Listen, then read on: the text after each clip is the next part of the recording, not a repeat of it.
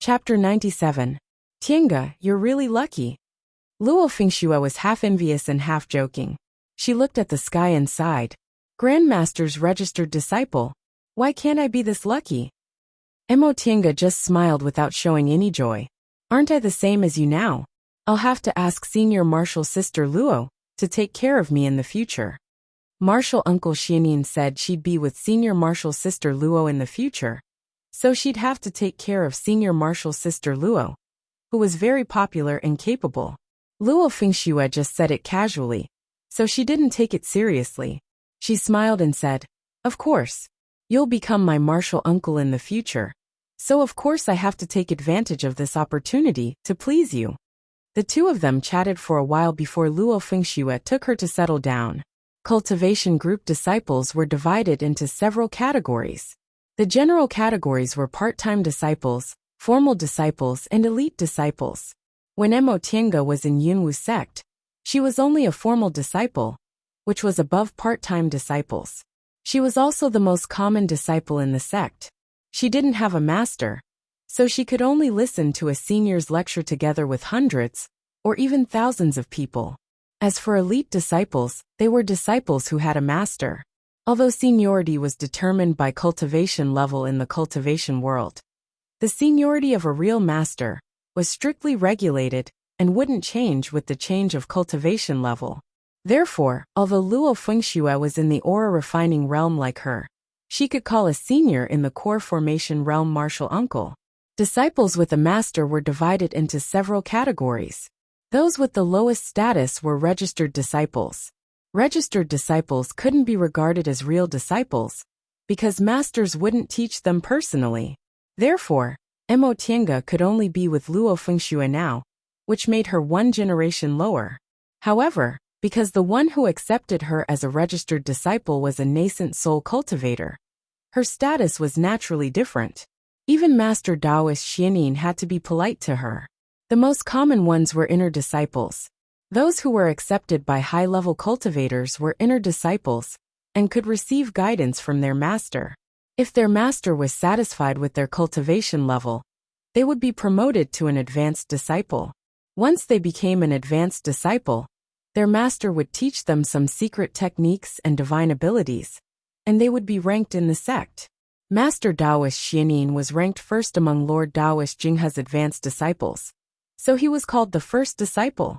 Finally, the closest to him were his direct disciples. Direct disciples could obtain their master's true teachings, and they were also their master's successors. Generally, there would only be one or two direct disciples among all the disciples. Right now, Mo Tiange was only a registered disciple. However, because her master had an extraordinary identity and status, Luo Fengxue arranged for Mo Tiange to live next to Master Taoist Xuanin's immortals cave together with her fellow martial sisters. Originally, Luo Fengxue wanted to introduce Master Taoist Xuanin's several martial sisters to Mo Tiange, but they were either out or in closed-door meditation, so she had no choice but to drop the matter. Since Luo Fengxue was on duty today, she let Mo Tiange rest by herself. By the time Luo Fengxue left, Mo Tiange was already very tired, but she couldn't help but smile. She originally thought it would be hard for a large cultivation group like Xianqing School, where the relationships in the school were complicated and the disciples were arrogant, to adapt. Unexpectedly, the first person she came into contact with, Luo Fengxue, was kind and enthusiastic. Furthermore, this Grandmaster Jinghe also accepted her as a registered disciple. All of this was going too smoothly for her, making her feel as if it wasn't real. Ever since she stepped onto the path of immortality, she had always been struggling bitterly. She had never had such a bright future. She also wondered whether they had ulterior motives, just like her ancestor, Mo Yaoqing. It was only after she formed her gold core that she discovered the school had already decided her future. However, after thinking about it carefully, she felt there was nothing to worry about right now, let alone the fact that she was only an aura-refining disciple. Even if Grandmaster Jinghe really harbored evil intentions, he could just use his cultivation level to force her. Why did he have to arrange these things? With this thought in mind, she settled down in a relaxed manner. Elite disciples were indeed elite disciples. The treatment they received was completely different from that of ordinary disciples. This place was very close to Master Taoist Xuanin's Immortal's Cave. It was full of spiritual aura and had a quiet and beautiful environment. The people living in the vicinity were all female disciples of his school. Each of them had a small Immortal's Cave, and each small Immortal's Cave had several rooms. There was a lounge, a cultivation room, a pill concocting room, a spiritual beast room, and so on. The furnishings of the tables and chairs were all made of green jade. This was indeed an eye-opener for Emotienga. As far as she knew, even Yunwu Sect's foundation building cultivators didn't have such a good Immortal's Cave.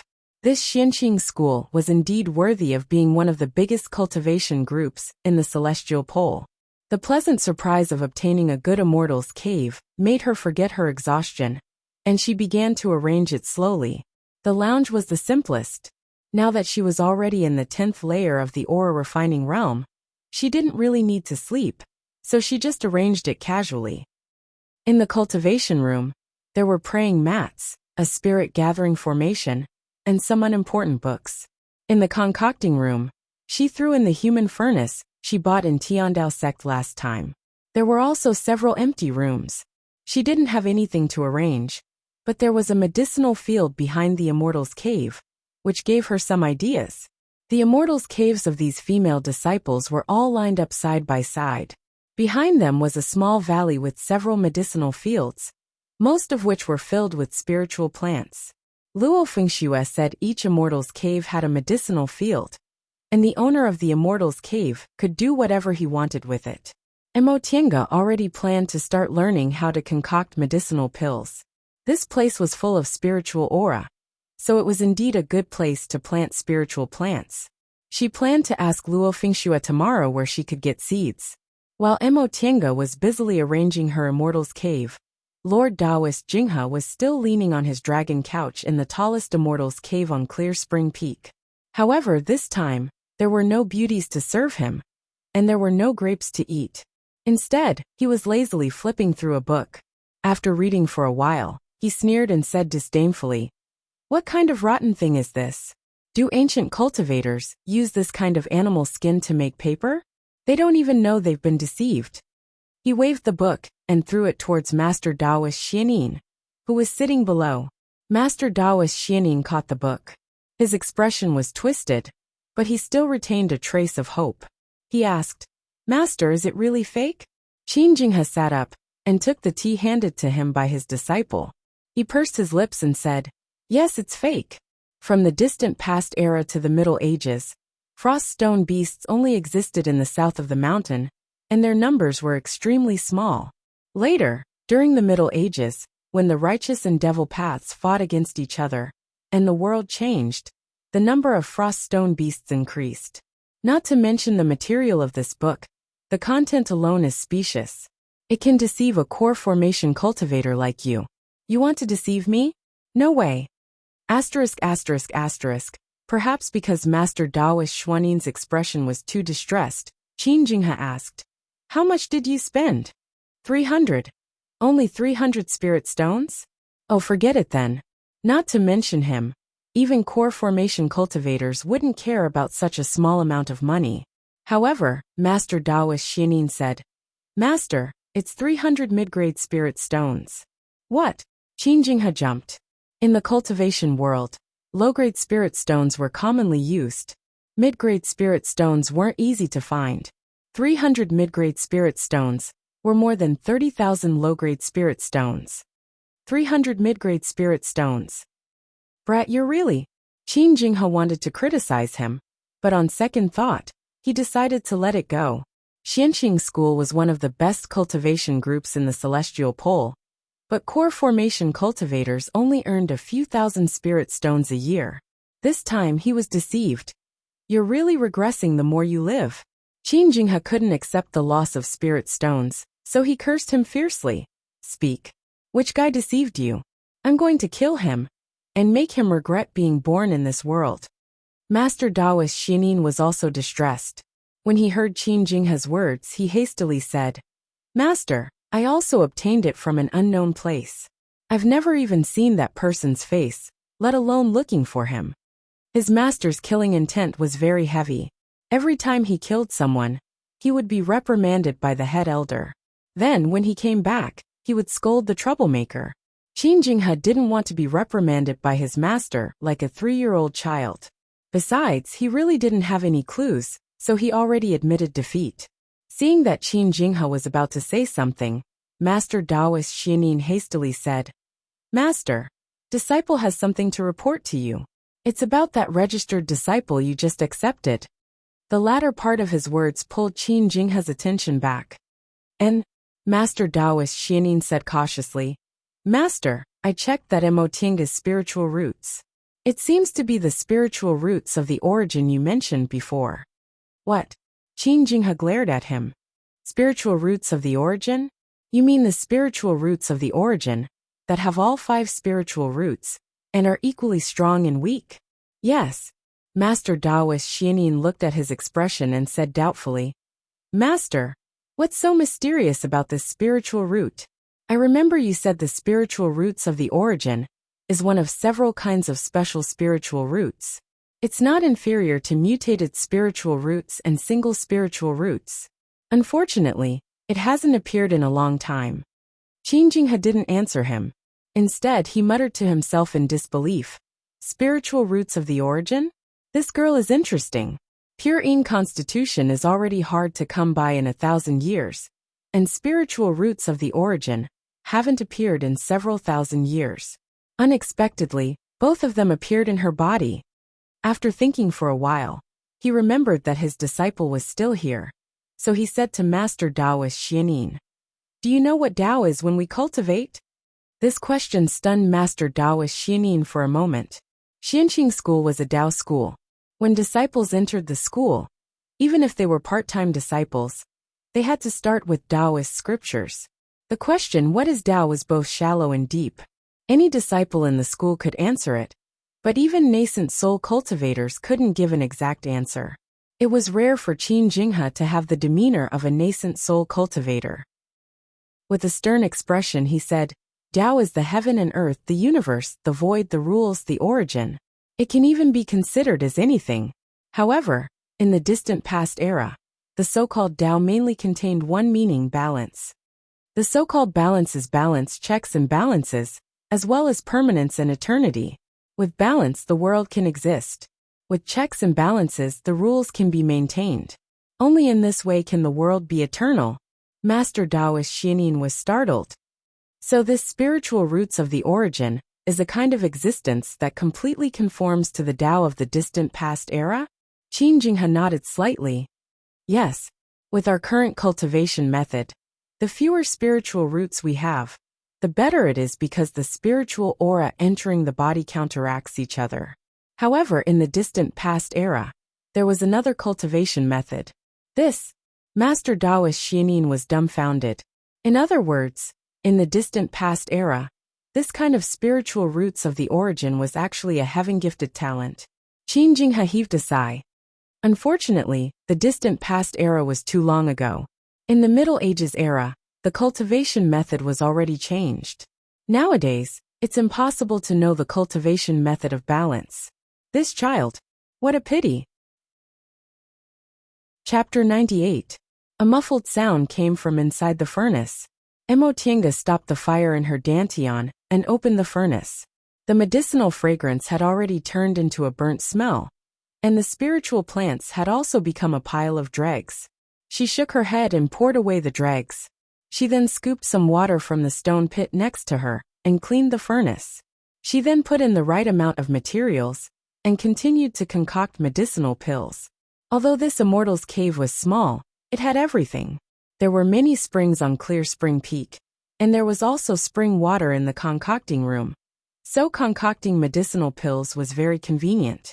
The good environment and abundant spiritual aura made Emotinga feel that concocting medicinal pills wasn't that boring. She also felt that carefully sensing the changes during concocting and grasping the subtle differences was also very fun. It had been almost a month since she came to Xianqing School, and she felt that her whole body was very relaxed. Here, she had her own immortal's cave, and a core formation cultivator to guide her. She also didn't need to bear the shackles of her identity. Moreover, she was now an elite disciple of Xianqing school, so she received quite a lot of medicinal pills and spirit stones every month. She also had a share of the disciple quota, issued by Master Taoist Xianin. This meant that she didn't need to worry about miscellaneous things, and only needed to concentrate on cultivating.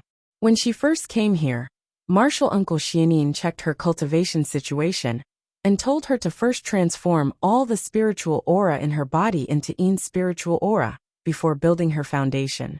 These days, she followed Martial Uncle Xuanin's instructions, and slowly condensed her spiritual aura. When she had free time, she slowly refined medicinal pills by herself. She didn't know whether it was because she was in a good mood, or because she was overflowing with spiritual aura. But her success rate in concocting medicinal pills had also increased a lot. These days, her success rate in concocting basic medicinal pills had already reached 40%. This success rate was at the level of ordinary concoctions masters, so it made her a little more confident. In fact, her talent in concocting medicinal pills wasn't that bad. She also asked Luo Fengxue for seeds for the medicinal field behind the cave, and planted them in her own medicinal field. However, she would have to wait at least 10 years for these medicinal plants to be usable. In addition, she also met several other martial sisters. Master Taoist Xianin didn't have many female disciples. Including Luo Fengxue, he only had 3. The other 2 had already built their foundations. Eldest martial sister, Han Qingyu, had a steady personality and treated people kindly. According to Luo Fengxue, this eldest martial sister was very popular among her fellow martial brothers, and they also liked to get along with her.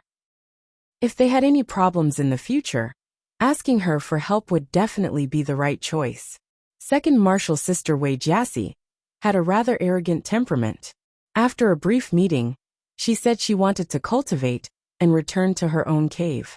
Luo Fengxue secretly told Mo Tiange that this second martial sister, who had always been proud of her outstanding talent, must have been jealous that Mo Tiange was accepted as Grandmaster's registered disciple, so she didn't give Mo Tiange any face. However, arrogant people were straightforward, and would not take the initiative to bully others. It would be fine as long as they did not provoke her. Mo Tiange just laughed it off. Back when she entered Yunwu sect, she lived by the principle of don't slap a smiling person. When she interacted with her fellow disciples, she greeted everyone with a smile, and didn't want to incur any enmity. Her current situation was more than 10 times better than Yunwu sect's. So how could she possibly take Xiao Xiao's cold face seriously? As for Qin Shi, ever since he brought her back, the two of them had never seen each other again. They didn't even ask about her. Mo Tiange asked Luo Fengxue about Qin Shi's situation, but Luo Fengxue only told her that martial uncle was doing well, and that he entered closed-door meditation right after he came back. Apparently, Luo Fengxue wasn't willing to say anything else. This news made Mo Tiange feel a bit sour in her heart. She naturally knew that Xianqing school was his real sect, and that the people here were closer to him than she was. It was just that, on the other hand, she also felt relieved. Even though she was now accepted as Grandmaster Jinghe's registered disciple, the difference between her and Qin Shi's status was still like heaven and earth. If they didn't meet again in the future, she could easily suppress her emotional fluctuations to avoid them becoming an inner demon in the future. In fact, she also thought about it carefully. Was this kind of feeling really the love between a man and a woman? She really hadn't experienced it before. She just felt that Qin Shi was a bit more special than other people. She liked to see him very much, and was somewhat reluctant to part with him when they were apart. But on second thought, she also felt that if he didn't exist and she didn't see him again, it wouldn't be so hard to bear. In the end, even she herself was confused. Maybe she was just worrying too much. Maybe she was just very grateful, because he saved her in a desperate situation. Besides, when she was in pain from losing second uncle, he was by her side. Maybe she just transferred her feelings for second uncle to him.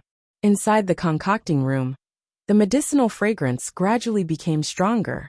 Mo Tiange sensed that the medicinal pills inside the furnace had already taken shape, so she withdrew her thoughts. She silently calculated in her heart and opened the furnace the moment she got the right control. Several light-colored medicinal pills lay at the bottom of the furnace, each of them clear and transparent. She picked up these medicinal pills, fiddled with them for a while, then poured them into the prepared jade bottle with satisfaction.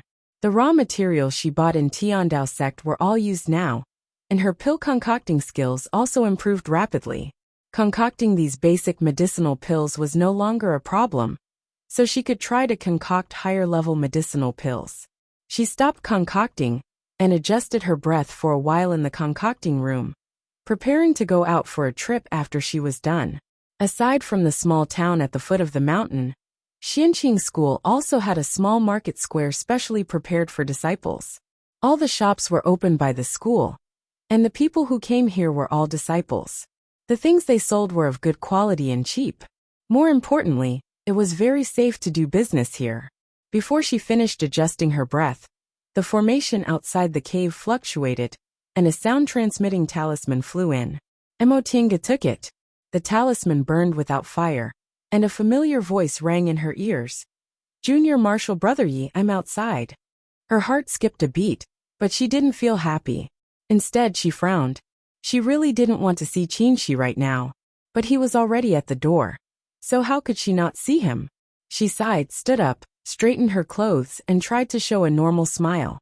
When she felt her mood didn't fluctuate, she went to the entrance of the cave. The stone door opened, and a person with his hands clasped behind his back appeared with his back facing her. He was wearing a loose robe with big sleeves, and his posture was tall and straight. Just by looking at his back, she could already feel his heroic spirit. His gaze was currently focused on something in the distance. When he heard the sound of the stone door opening, he turned around. Emotinga was dumbfounded when she turned around. She was familiar with the face of the person in front of her, but he gave off a completely unfamiliar feeling. She couldn't help but feel puzzled as she looked at the person in front of her. In terms of clothes, although the black clothes of ordinary Yunwu sect disciples were a bit plain, they weren't ugly. Why did this senior martial brother Qin look so inconspicuous before? Now, just by changing his attire, he felt that he was elegant and noble. She had never seen Lord Taoist Jinghe, but if she did, she would definitely find that Qinshi's current appearance was 50 to 60% similar to Lord Taoist Jinghe. While she was sizing up Qinshi was also sizing her up. For a moment, amazement flashed in his eyes. He didn't expect that this junior martial brother Yi, who didn't seem to have any makeup, would actually be so elegant and beautiful after changing into women's clothes. In fact, he also saw her wearing women's clothes several months ago, but at that time, she was too disheveled, so she quickly changed back into men's clothes, so he couldn't remember what she looked like afterwards. However, it only lasted for a moment before he reacted. He smiled naturally and said, "Junior martial brother Yi, you look much better in women's clothes than before." Qinshi's praise was too magnanimous, making Emotinga feel a bit ashamed of her own thoughts. Whether it was his attitude or the way they got along, Qinshi still treated her as junior martial brother Yi. Compared to him like this, she felt she wasn't sincere enough. Therefore, she also adjusted her mentality and teased him with a smile. Senior martial brother Qin's appearance is also very different today. I'm curious, senior martial brother, why do you pretend to be a waiter in Yunwu sect? Qinshi was stunned, but he couldn't help but laugh. Waiter, this is a good metaphor. Once he finished laughing, he shook his head and said, "Junior martial brother Yi, you're still as quick-witted as ever." I'm relieved now. Emotinga was stunned by his words, but a warm feeling slowly welled up in her heart. She could feel that Qinshi's mind was magnanimous. What he said had nothing to do with the feelings between a man and a woman. This was a kind of concern without any ulterior motives, so it made her feel even more warm. She couldn't help but wonder whether this kind of feeling was better than the feelings between a man and a woman she expected. Junior martial brother Yi? Upon hearing his voice, Emotinga finally realized the two of them had been standing at the door. She hastily moved to the side and said, "Sorry, senior martial brother Qin. Come in and take a seat." "No." She looked around and said implicitly, "I came to deliver something." Several senior martial sisters lived here, so Mo Tienga understood he wanted to avoid arousing suspicion, so she didn't force him. She just smiled and said, "Senior martial brother Qin, do you have any treasures to give me?" She took out a half-foot square box inlaid with gold and jade from his Qingkuan bag and handed it to her. "I went into closed-door meditation to stabilize my realm after I came back, so I never thought about it. Now that I'm out of closed-door meditation, I finally remembered that your identity is different now, and you might need these things." His expression was very strange, and his eyes seemed to be wandering, as if he was embarrassed. Mo Tienga felt even more baffled. She took the box suspiciously, opened the lid and was stunned. She coughed and said, "These aren't treasures. These are just gifts from the secular world's Qin clan. Gold, silver, and jewelry are useless to us cultivators, so we've been throwing them away. But presumably, you female cultivators still need them." Mo Tienga picked up a hairpin from the box. It was made of light green warm jade and had a bright luster. There were no unnecessary carvings on it. It was simple, elegant and exquisite. She never thought someone would actually give her something to dress up after she regained her female body. She was excited, but she just slowly exhaled and closed the box. She then looked up and said with a smile, "Thank you. I've never used such precious things." Seeing her calm reaction, she heaved a sigh of relief and also smiled. "What precious? They're just some mundane things. It's good if you have some use for them." "How is it not precious? This is the first time I've received jewelry." Mo Tienga suddenly stopped talking because she felt these words seemed a bit ambiguous. Damn it. Didn't I just want to be frank with him? Why does it seem wrong in the blink of an eye? She didn't feel anything and continued to say, "I think so too. Junior martial brother Yi." He paused, shook his head, and said with a smile, "No, with your current appearance, it's not appropriate to always call you junior martial brother. And junior martial sister Mo?" Mo Tienga was stunned. This seems a bit strange. True. She raised his head and thought for a moment. How about we call each other by their names? Xiaotian or Tienga? Huh. This seeing her expression, she couldn't help but laugh. "It's just a joke, but I really don't know how to call you in the future." This was indeed a problem. In the future, he couldn't always call her junior martial brother Yi. It would make other people feel strange. Actually, I don't mind calling you by your name. In any case, he also called Fengxue by her name, so it wouldn't be strange if he called her by her name. Really? Then I'll. He stopped talking and looked to the side. At that moment, a person came out of the immortal's cave next to them. She seemed to sense there were people here, so she looked over curiously. It was second martial sister Wei Jiaxi. She calmly turned around and said with a smile, "I'll go back first. Next time you need me, just send me a sound-transmitting talisman." Since there were other people watching from the side, Mo Tienga naturally wouldn't make him stay. She politely said, "Thank you for today. See you later." She nodded and walked away. When he was far away, Mo Tienga turned around and greeted Wei Jiaxi with a smile. "Senior martial sister Wei." Wei Jiaxi's expression was a bit strange. There was shock, confusion, and displeasure on her face. In the end, she just gave Mo Tienga a faint glance and entered the immortal's cave. Chapter 99. Mo Tienga naturally didn't know what Wei Jiaxi was shocked about, but right now, she couldn't care less about it. Now that her cultivation technique was more or less complete, and her pill concocting had also gradually entered a good state, it was time for her to prepare to build her foundation. She had 1 foundation building pill and 2 foundation refining pills. If she could concoct constitution enhancing pills, then under martial uncle Xuanin's guidance, her chances of building her foundation would be very high. She had already bought the remaining ingredients for the constitution-enhancing pill one by one. Now, she only lacked the other 500-year-old spiritual herb green fern. Thus, she asked the shop in the inner sanctum to help her keep an eye out for it.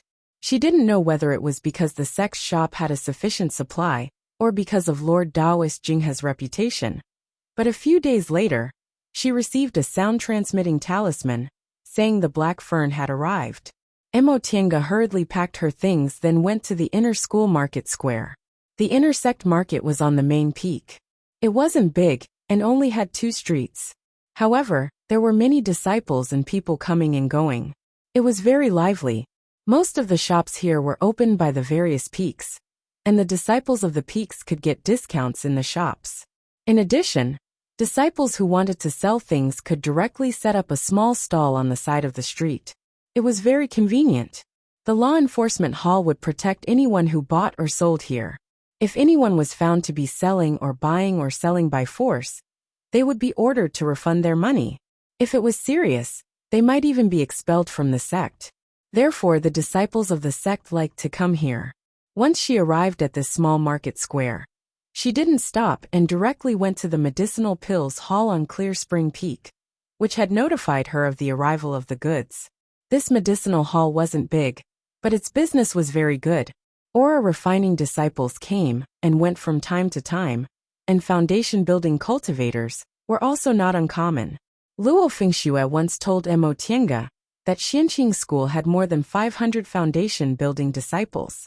Mo Tienga believed her. On Mount Taikong, one could easily run into foundation building cultivators whenever they went out. Obviously, there were a lot of them. Senior Marshal Brother Mo Tienga stepped into the shop and called out to the busy shop assistant, "I'm here to pick up the black fern."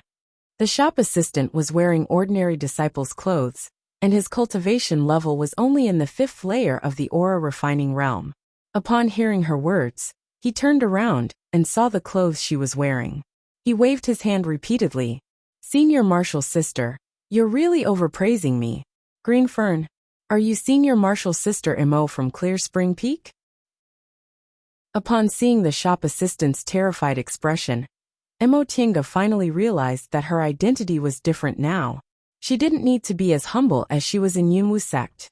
She was Patriarch Jinghe's registered disciple. This identity was something even foundation building cultivators coveted. In Xianqing School, it didn't matter if she was a bit arrogant, but if her attitude was too low, people would look down on her instead. Thinking to this point, she calmly accepted and said to the waiter, "That's right. You sent me a message saying that the 500-year-old fern has arrived. I'm here to pick it up." Yes. Senior sister, please wait here for a moment," the shop assistant said, and hurriedly ran to the back. "Senior Marshal's sister." Another waiter served tea and said to her with a smile, "Please take a seat and have a cup of tea." Mo Tienga nodded at him and said, "Thank you." Just as he picked up his teacup, another person came in. When the waiter serving tea saw this person, he hurriedly went forward to greet him. "Marshal Uncle Yi, you're here." The person who came in was a foundation establishment cultivator, and he had the appearance of a young man. He casually glanced around the shop, then asked, "Are the 7 stars begonia in stock?" The waiter smiled and said, "It just arrived today. Please take a seat, I'll go get it." As he said that, the waiter shouted towards the inside of the shop. He then invited the young man to sit next to him, and served him tea. The young man took a sip of tea. As if he sensed Mo Tienga's gaze, he turned around, and gave her a kind smile, then continued to drink tea with his head lowered. This person's attitude was peaceful. He obviously didn't know her identity, but he didn't reprimand her for being rude. Apparently, he was a gentle person. Mo Tienga didn't show the respect ordinary aura refining disciples showed when they saw a foundation building senior. Instead, she looked hesitant and asked tentatively, "May I ask who this Marshal Uncle is?" Upon hearing her voice, the man looked up. Mo Tienga carefully looked at this person's extremely heroic face and recalled how he called her Marshal Uncle Yi just now. She was about 50 to 60% sure, but she still needed to confirm something. "Marshal Uncle, is your surname Yi, and your name is Jingguan?" Once she said that, the person in front of her revealed a puzzled expression. "Yes, you know me?" Sure enough, it's him. Yi Jingwen's appearance hadn't changed much. 10 years was nothing to a foundation-building cultivator. Now that he still looked like a young man, she recognized him at first glance. Looking at his familiar face, Mo Tienga felt many things from the past resurfaced in her mind. "Marshal Uncle, do you remember the Mo family's village in Lianqing City in Jing Country 10 years ago?" Yi Jingwen was stunned for a moment. Then he looked a little surprised. He looked at her carefully, and finally came to a realization. You're that little girl. Emo Tinga nodded with a smile, then stood up and saluted him. Back then, I didn't appreciate your kindness, and left without saying goodbye. Today I apologize to you. Seeing her salute him so cautiously, Yi Jingwen hastily stood up and also saluted her. Please don't regard me as an outsider. It's also my fault for not explaining clearly. Before he could finish his sentence, the waiter who fetched the goods ran back and shouted, Martial Uncle Yi, Senior Martial Sister Mo, your spiritual plants. You two know each other. The waiter was obviously confused, and even forgot to hand them the medicine. The other waiter was quick-witted. He took the medicine and handed it to the two of them. Martial Uncle Yi, Grandmaster Mo, take a look. Is there any problem with this thing? Mo Tiange and Yi Jingwen looked at each other and smiled. They each took the things they wanted. Not bad. This black fern is old enough. How much is it? The waiter said. It's 300 spirit stones in total. Since you're a disciple of Clear Spring Peak, you can get a 10% discount. So it's 270 spirit stones. Even if black ferns weren't rare, this price was already very cheap for a 500-year-old spiritual plant. Mo Tiange didn't say anything and paid the spirit stones. By the time she put away the spiritual plants, Yi Jingwen had finished his transaction and walked towards her. This, Tiange? Mo Tiange nodded with a smile. Yi Jingwen also smiled. As the two of them walked out of the shop, Mo Tiange heard him say, I was in closed-door meditation a while ago. I only heard you came to Xianqing School 2 days ago when I came out, so I didn't have time to greet you. You've really grown up. I couldn't even recognize you. No wonder he wasn't too surprised. It turned out he already heard about it. Martial Uncle Yi. Hey, don't call me that. Yi Jingwen shook his head to stop her. I already know Grandmaster Jinghe accepted you as a registered disciple. Even if registered disciples aren't ranked according to seniority, you're still being taught by Martial Uncle Xianyi now, right? According to the rules, it's enough for you to call me Senior Martial Brother. Besides, back then you called me Big Brother Yi. This, Mo Tiange thought for a moment, then changed the way she addressed him. Big Brother Yi. Yi Jingwen sighed with emotion. In the blink of an eye, so many years have passed. You're also a big girl now. Tiange, have you been well all these years? For a moment, Mo Tiange didn't know how to answer this question. If she said she was well, she'd actually suffered a lot. If she said she wasn't well, second uncle treated her like his own life, which made her feel really happy. I've been doing okay. Yi Jingwen could see her complicated expression, so he thought she'd had a hard time all these years. He sighed and said, It's my fault for not explaining things clearly back then. After the two of you went missing, I didn't understand what happened. It wasn't until I heard about you 2 days ago that I finally knew there was such a reason.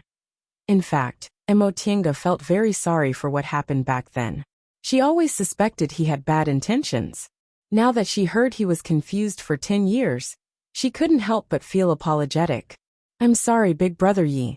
My second uncle was just worried, so he caused you to fail your mission. Yi Jingwen said, You don't have to be like that. You left on your own accord, and Senior Martial Brother Zhang from Mount Dongming testified for me. I wasn't punished, and Martial Uncle Shoujing even gave me a lot of benefits. If it weren't for that, how could I have entered the middle stage of the foundation building realm so quickly? Then I have to congratulate Big Brother Yi. Mo Tiange knew Yi Jingwen wasn't very old. Back then he seemed to be about 30 years old, so presumably, he was only 40 years old now, right? He was already in the middle stage of the foundation building realm at this age, so he could be considered very young. Yi Jingwen smiled and shook his head. I was just lucky. It wasn't my own ability. On the contrary, you were only in the second layer of the aura refining realm back then. But you reached the peak stage of the aura refining realm 10 years later.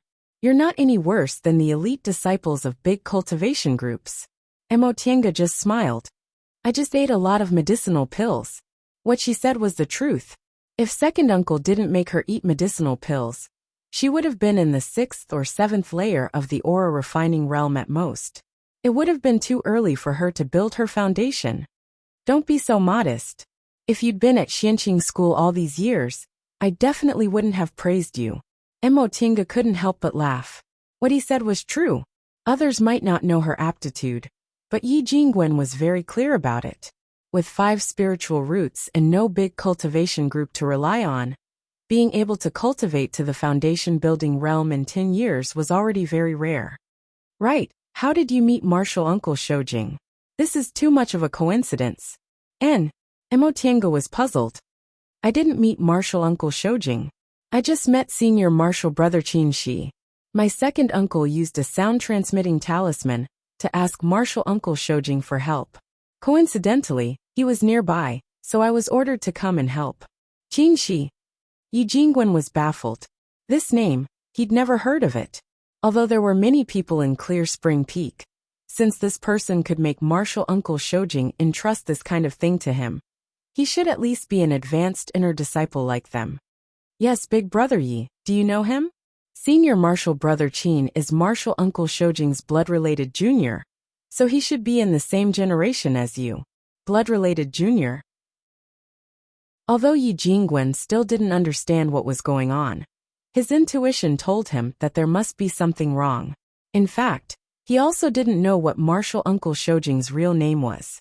Could it be, with that thought in mind, Yi Jingwen asked again, the senior Martial Brother Qin you mentioned, is he about the same height as me? Doesn't like to talk, has few expressions, and only likes to cultivate every day? I see. But it's not like Senior Martial Brother Qin doesn't like to talk. After we get to know each other, he often smiles. Big Brother Yi, what's wrong? Mo Tiange felt a bit strange. Is Senior Martial Brother Qin not popular? Why does everyone look like this when they know I know Senior Martial Brother Qin? It's nothing.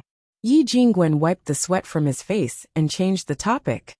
Are you going to build your foundation now? Mo Tiange nodded. Almost. After some time, I'll finish my preparations and enter closed-door meditation to build my foundation. Being well-prepared is only good for building your foundation. There's no harm in doing so. If there's anything you need my help with, don't hesitate to tell me. Seeing how serious he was, Mo Tiange smiled and said, thank you. Chapter 100. After reuniting with Yi Jingwen, Mo Tiange often received things from him. Sometimes it was some ancient books he collected, and sometimes it was his own experiences, all of which were helpful to her. In fact, if she thought about it carefully, Yi Jingwen might have wanted to curry favor with Martial Uncle Shoujing when he befriended second uncle and tried to get closer to her. However, Yi Jingwen didn't let them down. Now that he knew she had suffered a lot over the years and that he always looked after her, Mo Tiange only felt grateful towards him. Under Martial Uncle Xuanin's guidance, Mo Tiange's cultivation was also very smooth. In several months, the spiritual aura in her body had completely transformed into Yin's spiritual aura. Her pill concocting progress was also smooth. Although she wasted a lot of materials, she still managed to concoct constitution-enhancing pills before she ran out of materials. After adjusting her mentality, she reported to Martial Uncle Xianin that she was going to enter closed-door meditation to build her foundation. In the hall of Master Taoist Xuanin's Immortal's Cave, Mo Tiange and Luo Fengxue stood together in the center. Master Taoist Xianin was sitting cross-legged in the hall, with many of his disciples standing on either side. Some were smiling at him, while some were expressionless. After a long time, Master Taoist Xianin opened his eyes and looked at the two of them. Mo Tiange looked calm, but Luo Fengxue was a bit excited.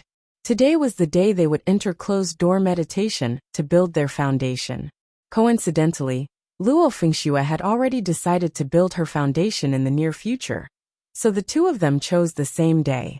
Master Taoist Xianin looked at them for a while, then said slowly, the two of you have succeeded in your cultivation. Today, you'll enter closed-door meditation to build your foundation. I'm very pleased that you're about to take a new step forward. Luo Fengxue knelt down and said, it's all thanks to Master's guidance. Mo Tiange also knelt down. Although she wasn't Martial Uncle Xuanin's disciple, he had been teaching her for the past several months, so it was natural for him to treat her like a master and a disciple. Master Taoist Xiaoning smiled and said, "After you enter closed-door meditation, I'll keep an eye on you with my divine sense. If anything goes wrong, I'll tell you to stop. Therefore, you can focus on building your foundation without worrying." Mo Tiange and Luo Fengxue said together, "Thank you, Martial Uncle Master." Master Taoist Xiaoning nodded and gestured for them to stand up. He then took out 2 jade bottles from inside his robe and ordered eldest martial sister Han Qingyu, who was standing on the side, to give them to them. "These are mind-calming pills Grandmaster bestowed upon you. They can help the two of you condense your spiritual aura. After you take the foundation-building pills, take these pills as well." "Yes." "Alright, you guys can go now."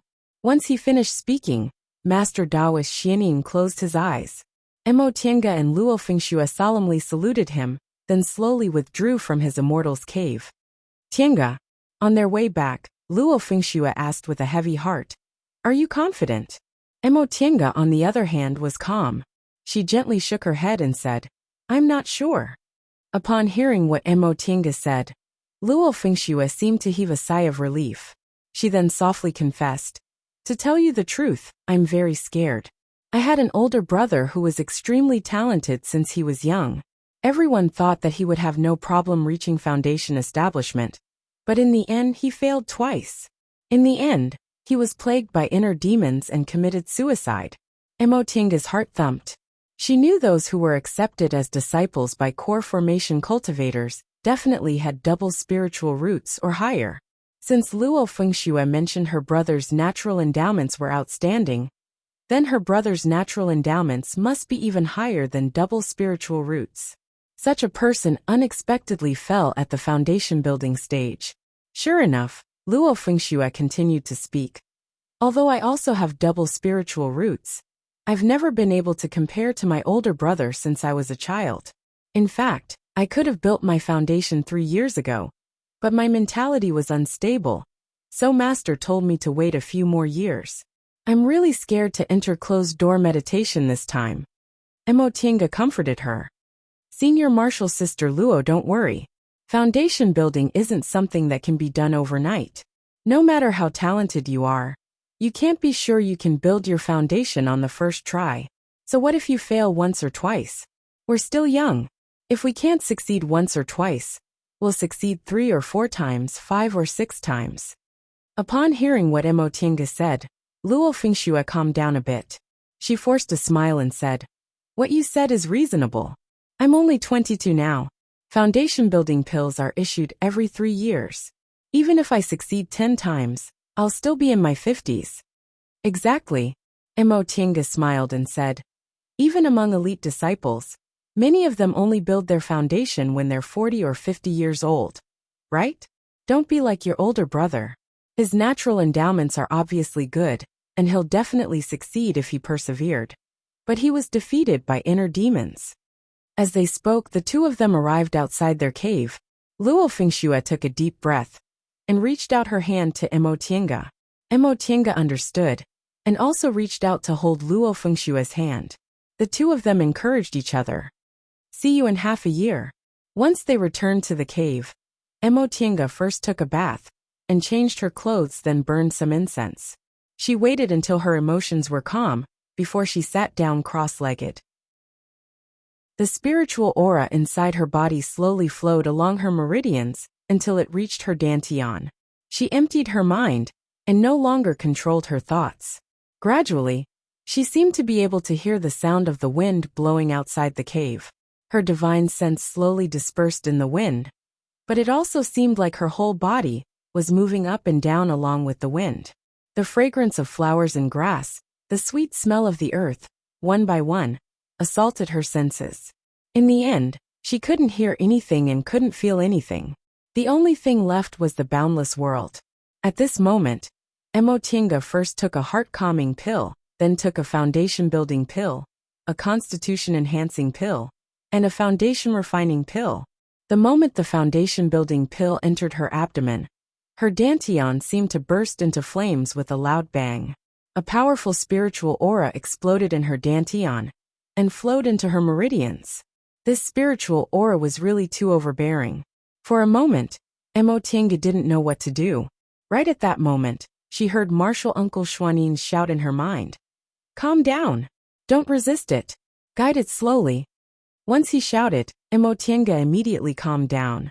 She immediately followed Martial Uncle Xuanin's instructions and used her own spiritual aura to slowly guide this overbearing spiritual aura. At first, this spiritual aura didn't listen to her at all. It was very difficult for her to control 1 or 2 strands of it, but it soon broke free. She wasn't discouraged. In the end, she managed to control a bit of it and slowly increased it. She didn't know how much time had passed, but she finally had complete control over this spiritual aura and guided it to attack her meridians. This attack, however, was incomparably painful. Her meridians were forcibly widened. Every inch of them seemed to be broken, but they were instantly repaired. However, when the next spiritual aura attacked them, they were still broken in an instant. Amidst the incessant pain of being broken and repaired, her meridians widened little by little and became tougher. The impurities inside her body were also pushed out by this powerful force until they were expelled from her body. Her dantian, on the other hand, was on the verge of collapse. It was difficult for it to absorb this huge spiritual aura, but it was stabilized by other forces, allowing her to persevere. Emotinga didn't know that Master Taoist Xianin wasn't the only one paying attention to this place with his divine sense. Lord Taoist Jinghe, who was sitting on his dragon couch, muttered to himself, "This little girl isn't honest." The spiritual aura from the foundation-building pill exploded, but she actually withstood it so easily. She must have taken some other spiritual panaceas.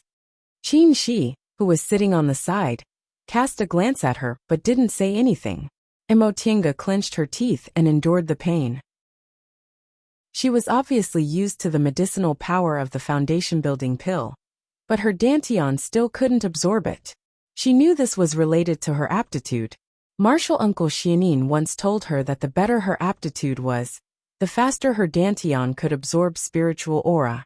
Therefore, whether she could successfully build her foundation or not depended on whether her dantian could adapt to this impact and absorb it for her own use. A month passed, but Emotinga was still resisting this intense pain.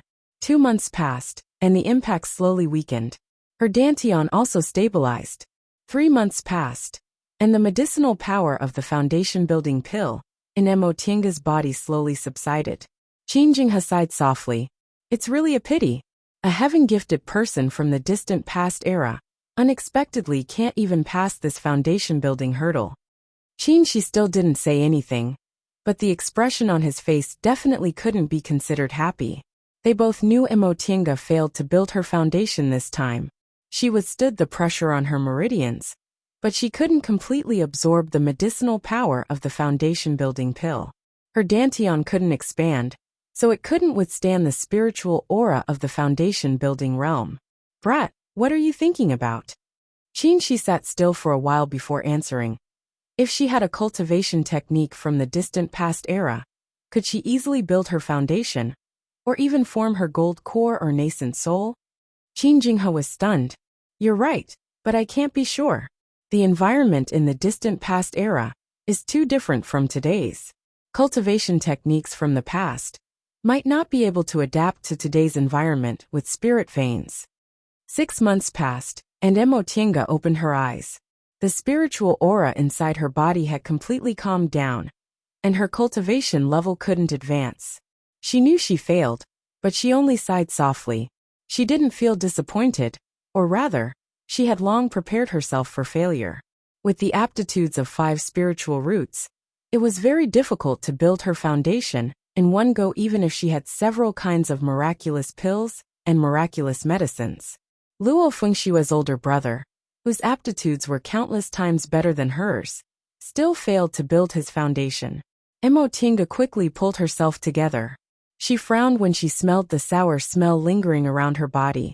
She got up and went into the concocting room, took off her clothes, and soaked herself in the spring water. This was a more thorough marrow cleansing than when spiritual aura entered her body. Although she didn't succeed in building her foundation, The spiritual aura inside her body became purer, and there wasn't a single trace of impurities inside. If she wanted to build her foundation in the future, she wouldn't have to go through tendon changing and marrow cleansing. The spring water washed away the stains, and the spiritual aura cleansed her body, washing away the dirt. She felt her skin was like water, as if it could be broken by the slightest breeze. Even though she didn't really care about her appearance, Emotienga still felt happy. This foundation building pill wasn't completely fruitless. She freshly put on her clothes, combed her hair, and stepped out of the cave. Outside the cave, Yi Jingwen and Luo Fengxue were talking about something. When they saw her coming out, they immediately turned to look at her. She called out with a smile, "Senior Martial Sister Luo, Big Brother Yi." After sizing her up, the two of them looked disappointed. Luo Fengxue grabbed Emotienga's hand as if she wanted to comfort her, but she hesitated and didn't say anything. Emotienga just patted her hand and smiled. Luo Fengxue succeeded in building her foundation. At least this was good news. Seeing her relaxed expression, Yi Jingwen also smiled. "Don't worry, there'll be more chances in the future." Emotienga nodded. "And thank you, Big Brother Yi. I'll persevere." She then turned to Luo Fengxue and said with a smile, "Senior Martial Sister Luo, congratulations." Emotienga's reaction made Luo Fengxue sigh in relief, but her expression was still complicated. She wasn't happy because she felt it was a bit hurtful to rejoice in front of Emotienga, who had failed in building her foundation. Emotienga actually didn't care. She asked, "Senior Martial Sister Luo, is Martial Uncle Xianin in his cave?" "He is," Luo Fengxue answered. "Master is waiting for you. Do you want to greet him first?" "Sure." With Luo Fengxue leading the way, the three of them soon reached Master Taoist Xuanin's cave. Disciple greets Martial Uncle Xianin. Disciple failed to build her foundation, and disappointed Martial Uncle. Master Taoist Xianin opened his eyes and looked her up and down. He then smiled and said, "Get up. Failure isn't scary. What's scary is losing confidence. It's good that you can persevere." "Yes. Rest assured, Martial Uncle. Disciple won't be depressed because of this. And you should get ready. Grandmaster wants to see you." Was everyone very disappointed? Haha, rest assured success will come soon. Chapter 101. Emotienga stood in the main hall, carefully sizing up this palace-like immortal's cave. Spirit jades were the stairs, strange stones were the pillars, dragons and phoenixes were carved, and immortal aura lingered around it. She was secretly amazed. Compared to this immortal's cave, the Hall of Hu clan, the #1 clan in Tiandao sect, was nothing more than a rich man in the secular world. But what surprised her the most wasn't this palace, but the person sitting, or rather, lying on the dragon couch. It was a middle-aged man, who looked a bit younger than Martial Uncle Xianin. He had black hair, a short beard, gentle eyes, and a yellow crown and brocade robe, giving off an oppressive air of nobility. His face was about 50 to 60% similar to Qin Shi's, but his lazy and indulgent aura was completely different. At this moment, he was leaning on the dragon couch, surrounded by two foundation-building maids. One was holding tea while the other was massaging his shoulders. They were quiet and extremely gentle. Emotienga was puzzled. Why doesn't this Grandmaster Jinghe look like a nascent soul cultivator? Besides, Xianqing School is a Dao school. How could he have the tranquility and self-discipline of a Dao cultivator? Halfway through her thoughts, Emotienga suddenly felt a gaze sweeping over her from the dragon couch. She hastily lowered her head, and obediently brushed off her clothes before kneeling down. Disciple Emotienga greets Grandmaster.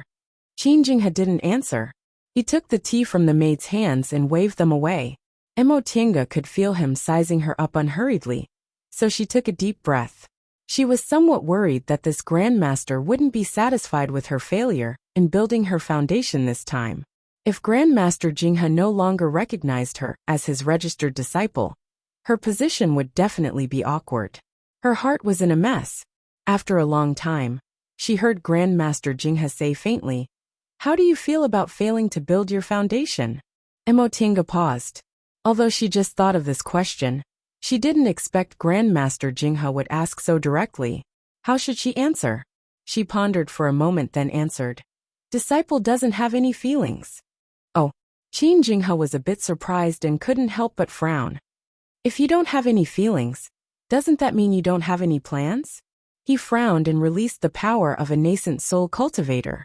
Even if it was unintentional, how could a small aura refining disciple resist it? Emo Tiange tried her best to stabilize her mind and said, Disciple didn't make any mistakes in my foundation building process. I only lack talent. Disciple can't control talent, so I have no feelings and can only persevere. After she finished speaking, she felt her body lighten. Qin Jinghe pondered the matter for a moment, feeling rather amused. This little girl was really a bit interesting. She was just a little aura refining cultivator, yet she was able to remain so calm and collected. Furthermore, she was even able to calmly answer under his spiritual aura pressure. It seemed her willpower was also very firm. That brat's judgment of people was quite accurate. If she wasn't burdened by her aptitude, this child would definitely have some accomplishments. Qin smiled and said, Grandmaster, and Qi. Emo Qi, and refining Qi. And Emo Grandmaster and refining Qi. Qin Jinghe was still looking at her absent-mindedly, while Emo Tiange was obediently lowering her head. Qin yin qin. And Emo. And she and Emo mo's Emo. And Emo. While she was lost in thought, Qin Jinghe suddenly asked, What medicinal pills did you take when you built your foundation? His question was simple, but Emo Tiange was shocked. When she built her foundation, aside from the heart-calming pill this grandmaster gave her, she also took constitution-enhancing pills and foundation-refining pills. This grandmaster actually asked her this question, so he must have noticed something. Emo Tiange thought quickly and answered, Grandmaster, disciple took foundation-refining pills and constitution-enhancing pills. Qin Jinghe, who was drinking tea, paused and looked at her. Foundation-refining pills and constitution-enhancing pills? Yes, Emo Tiange answered calmly. In that split second just now, she decided to tell him everything. In front of a nascent soul cultivator, she couldn't hide anything. If she tried to hide this matter and angered this grandmaster, he might just take her life. So it was better to be honest. At least, she was Grandmaster Jinghe's registered disciple now. If she took the initiative to give him the recipe for constitution-enhancing pills, he would have no reason to be angry with her. Constitution-enhancing pills. Qin Jinghe repeated and asked, What are the effects of the foundation-refining pills and constitution-enhancing pills you mentioned? Where did you get them? Emo Tiange lowered her gaze and answered honestly. Disciple was in East Kunwa's Yunwu sect. There's a clan surnamed Jiang in Yunwu sect. This foundation-refining pill is the ancestral medicinal pill of Jiang clan. It's said that it can increase one's chances of building one's foundation. As for this constitution-enhancing pill, disciple happened to meet an aura-refining cultivator who had this pill recipe. That cultivator had a dispute with two other cultivators. Coincidentally, both of them were injured, so disciple obtained the pill recipe. This medicinal pill is used to enhance the effects of other medicinal pills, so disciple took it together with the foundation-building pill, hoping it could increase the efficacy of the foundation-building pill. After patiently listening to her explanation, Qin Jinghe's eyes lit up. Yes, it was the constitution-enhancing pill. 200 years ago, he also heard about the appearance of the constitution-enhancing pill recipe. However, at that time, he was only in the early stage of the nascent soul realm and was unable to participate in the final fight. Later, this pill recipe disappeared and never appeared again. This child was actually so lucky to obtain this pill recipe so easily. His gaze once again fell on Emo Tiange, seemingly pondering whether her words were true or false. Emo Tiange's expression was calm. What she said was the truth. Even if he used a technique to determine whether it was true or false, she wouldn't be afraid. Qin Jinghe finally withdrew his gaze and asked faintly, Where's the pill recipe in your hand? Emo Tiange promptly took out a jade slip and presented it to him. Grandmaster, this is the pill recipe for the constitution-enhancing pill. Qin Jinghe simply raised his hand, causing the jade slip in her hand to fly towards him and fall into his hand. A moment later, he revealed a happy expression. Constitution enhancing pill. It's really the constitution enhancing pill. The heavens are helping me. He stood up and paced back and forth before he turned to look at Emotienga. With a gentle tone he said, Emotienga, you contributed by presenting the constitution-enhancing pill. What reward do you want? Emotienga inwardly heaved a sigh of relief. She had gambled correctly. Although this grandmaster tyrannically took the pill recipe for himself, he also intended to give her some benefits. In that case, Emotienga raised her head. Her eyes revealed just the right amount of surprise, as if she didn't understand why this pill recipe was so important. However, she immediately said respectfully, Disciple obtained this pill recipe by accident. If Grandmaster needs it, Disciple will naturally offer it to you with both hands. Grandmaster is benevolent and wants to reward Disciple, so Disciple will be bold enough to ask. Disciple doesn't know whether Disciple can ask for foundation-building pills or not. Qin Jinghe was stunned for a moment before he burst into laughter. Good. You're still the most frank one. Her answer not only showed her respect, but also impolitely asked for a reward, which was indeed to his liking. She obviously wanted something. So why did she put on an act? He muttered to himself for a moment, then said, You want foundation-building pills? That's fine. The school has a rule that those who make great contributions can be awarded foundation-building pills. This constitution-enhancing pill is a rare miraculous spiritual medicine, so I'll give you 3 foundation-building pills. Emotienga was overjoyed. Although she knew she would probably succeed, she didn't expect this grandmaster would be so generous as to directly give her 3 foundation-building pills. She immediately kowtowed to express her gratitude. Thank you, Grandmaster. Qin Jinghe held the pill recipe. He was obviously distracted and didn't have the mood to deal with her. You can go now. Later, I'll order someone to deliver the reward to you. Yes, Disciple will take her leave. Wait, Emotienga stopped, trembling with fear. Grandmaster, do you have any other instructions? Qin Jinghe waved his hand. This is an important matter. Don't mention it to others. Yes. After leaving the cave, Emotienga touched her forehead and discovered it was covered in sweat. This Grandmaster Jinghe was rumored to be very easy to kill. If she hesitated and concealed it, she probably wouldn't have been able to leave this cave. However, he was also a very generous person. As long as she could win his favor, it would be very beneficial. Fortunately, she made the right bet. With 3 foundation-building pills, she, who had already tried to build her foundation once, would have a very high chance of building her foundation. As for this constitution-enhancing pill recipe, although she gave it to him, she already knew how to concoct it herself. It could be said that today, not only did she not suffer any losses, but she also gained Grandmaster Jinghe's favor, which greatly benefited her. Once Emotienga left, Qin Jinghe, who was in the main hall, burst into laughter without any care for his image. He looked at the jade slip in his hand complacently. Constitution-enhancing pill. Constitution-enhancing pill. With this, reaching the late stage of the nascent soul realm won't be wishful thinking anymore. Every cultivator in the cultivation world knew the importance of medicinal pills to cultivators. No matter how bad a person's aptitude was, if they ate medicinal pills like food, their cultivation progress wouldn't be much worse than those who were extremely talented but didn't accept medicinal pills. Unfortunately, the cost of medicinal pills wasn't something everyone could afford. Aura refining cultivators had it easier since medicinal pills weren't too expensive. The most common aura-nourishing pill used by aura refining cultivators only cost 2 spirit stones. Therefore, if aura refining cultivators could cultivate in peace and had a certain amount of financial resources, most of them could cultivate until the 10th layer of the aura refining realm. However, if their cultivation level advanced by a large level, the cost of medicinal pills would increase by almost 100-fold. A basic medicinal pill used by foundation-building cultivators, soul-strengthening pills, costs 300 spirit stones. Therefore, most foundation-building cultivators were stuck in the early stage of the foundation-building realm. As for the core formation and nascent soul realms, it was even more awkward. Spiritual plants were hard to find and medicinal pills were hard to concoct.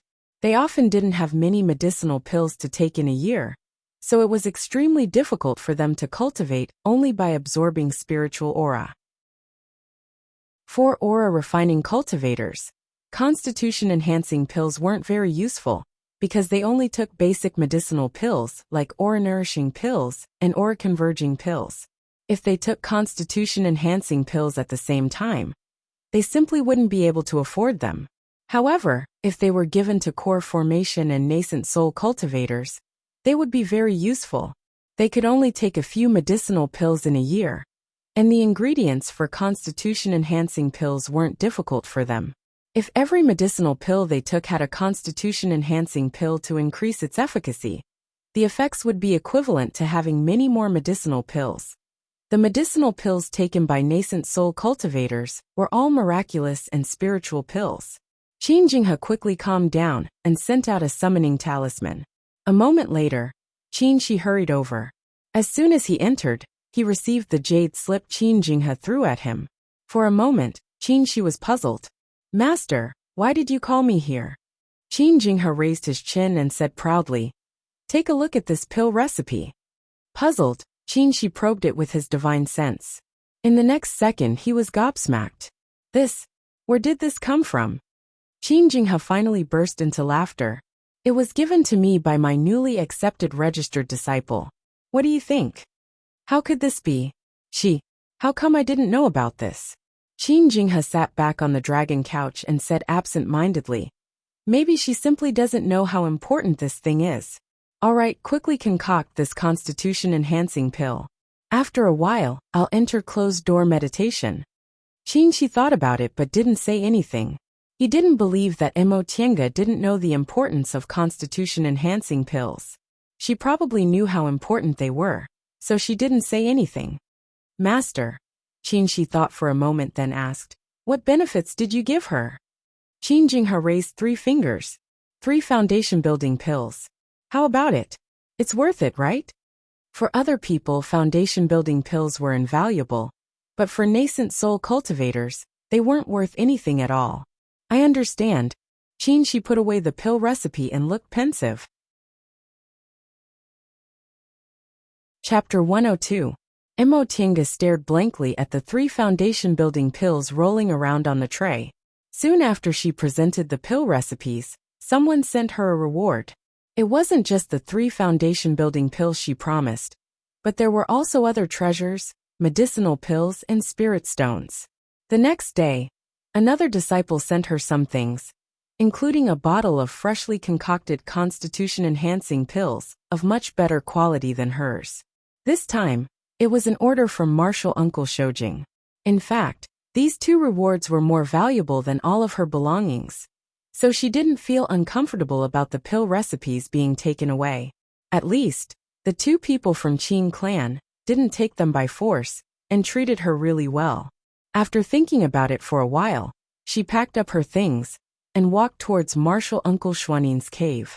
She used her identity tablet to open the outermost formation. After being informed by a disciple guarding the door, Mo Tiange walked into the hall of Master Daoist Xuanin's cave. Wei Jiaxi was also there, but she was expressionless when she saw her. Mo Tiange didn't mind and saluted Martial Uncle Xianin. Disciple Mo Tiange greets Martial Uncle Xianin. Master Daoist Xianin said with a kind expression, "Stand up." "Thank you, Martial Uncle." Mo Tiange stood up and saluted Wei Jiaxi. "Senior Martial Sister Wei." Wei Jiaxi's expression was indifferent. She responded coldly, then turned around to avoid looking at Mo Tiange. Mo Tiange didn't get angry. She just stood there obediently with her hands clasped. Master Daoist Xianin looked at her and asked gently, "Tiange, did you come here for something?" "Yes," Mo Tiange said with her head lowered. 2 days ago, Disciple was bestowed foundation-building pills by Patriarch Jinghe. So Disciple came to ask Martial Uncle whether Disciple can immediately enter closed-door meditation. Master Daoist Xianin pondered for a moment then asked, "You've been in closed-door meditation for half a year. Do you feel tired?" Mo Tiange shook her head. Disciple doesn't feel tired at all. I'm wholeheartedly thinking about building my foundation, Master Taoist Xiaonin said. Normally, aura refining cultivators with unstable minds shouldn't enter closed-door meditation for more than half a year, let alone enter closed-door meditation continuously. However, your mind is firm, so there shouldn't be any problems. If you want to enter closed-door meditation right now, that's fine. But to build your foundation, you have to be calm and your spiritual aura is unobstructed, Emotinga said happily. In that case, disciple will continue her closed-door meditation tomorrow. With a smile on his face, Master Taoist Xiaonin nodded and said, You already know the steps to building your foundation, so there's no need to report to me. You can decide on your own. Yes, disciple will take his leave.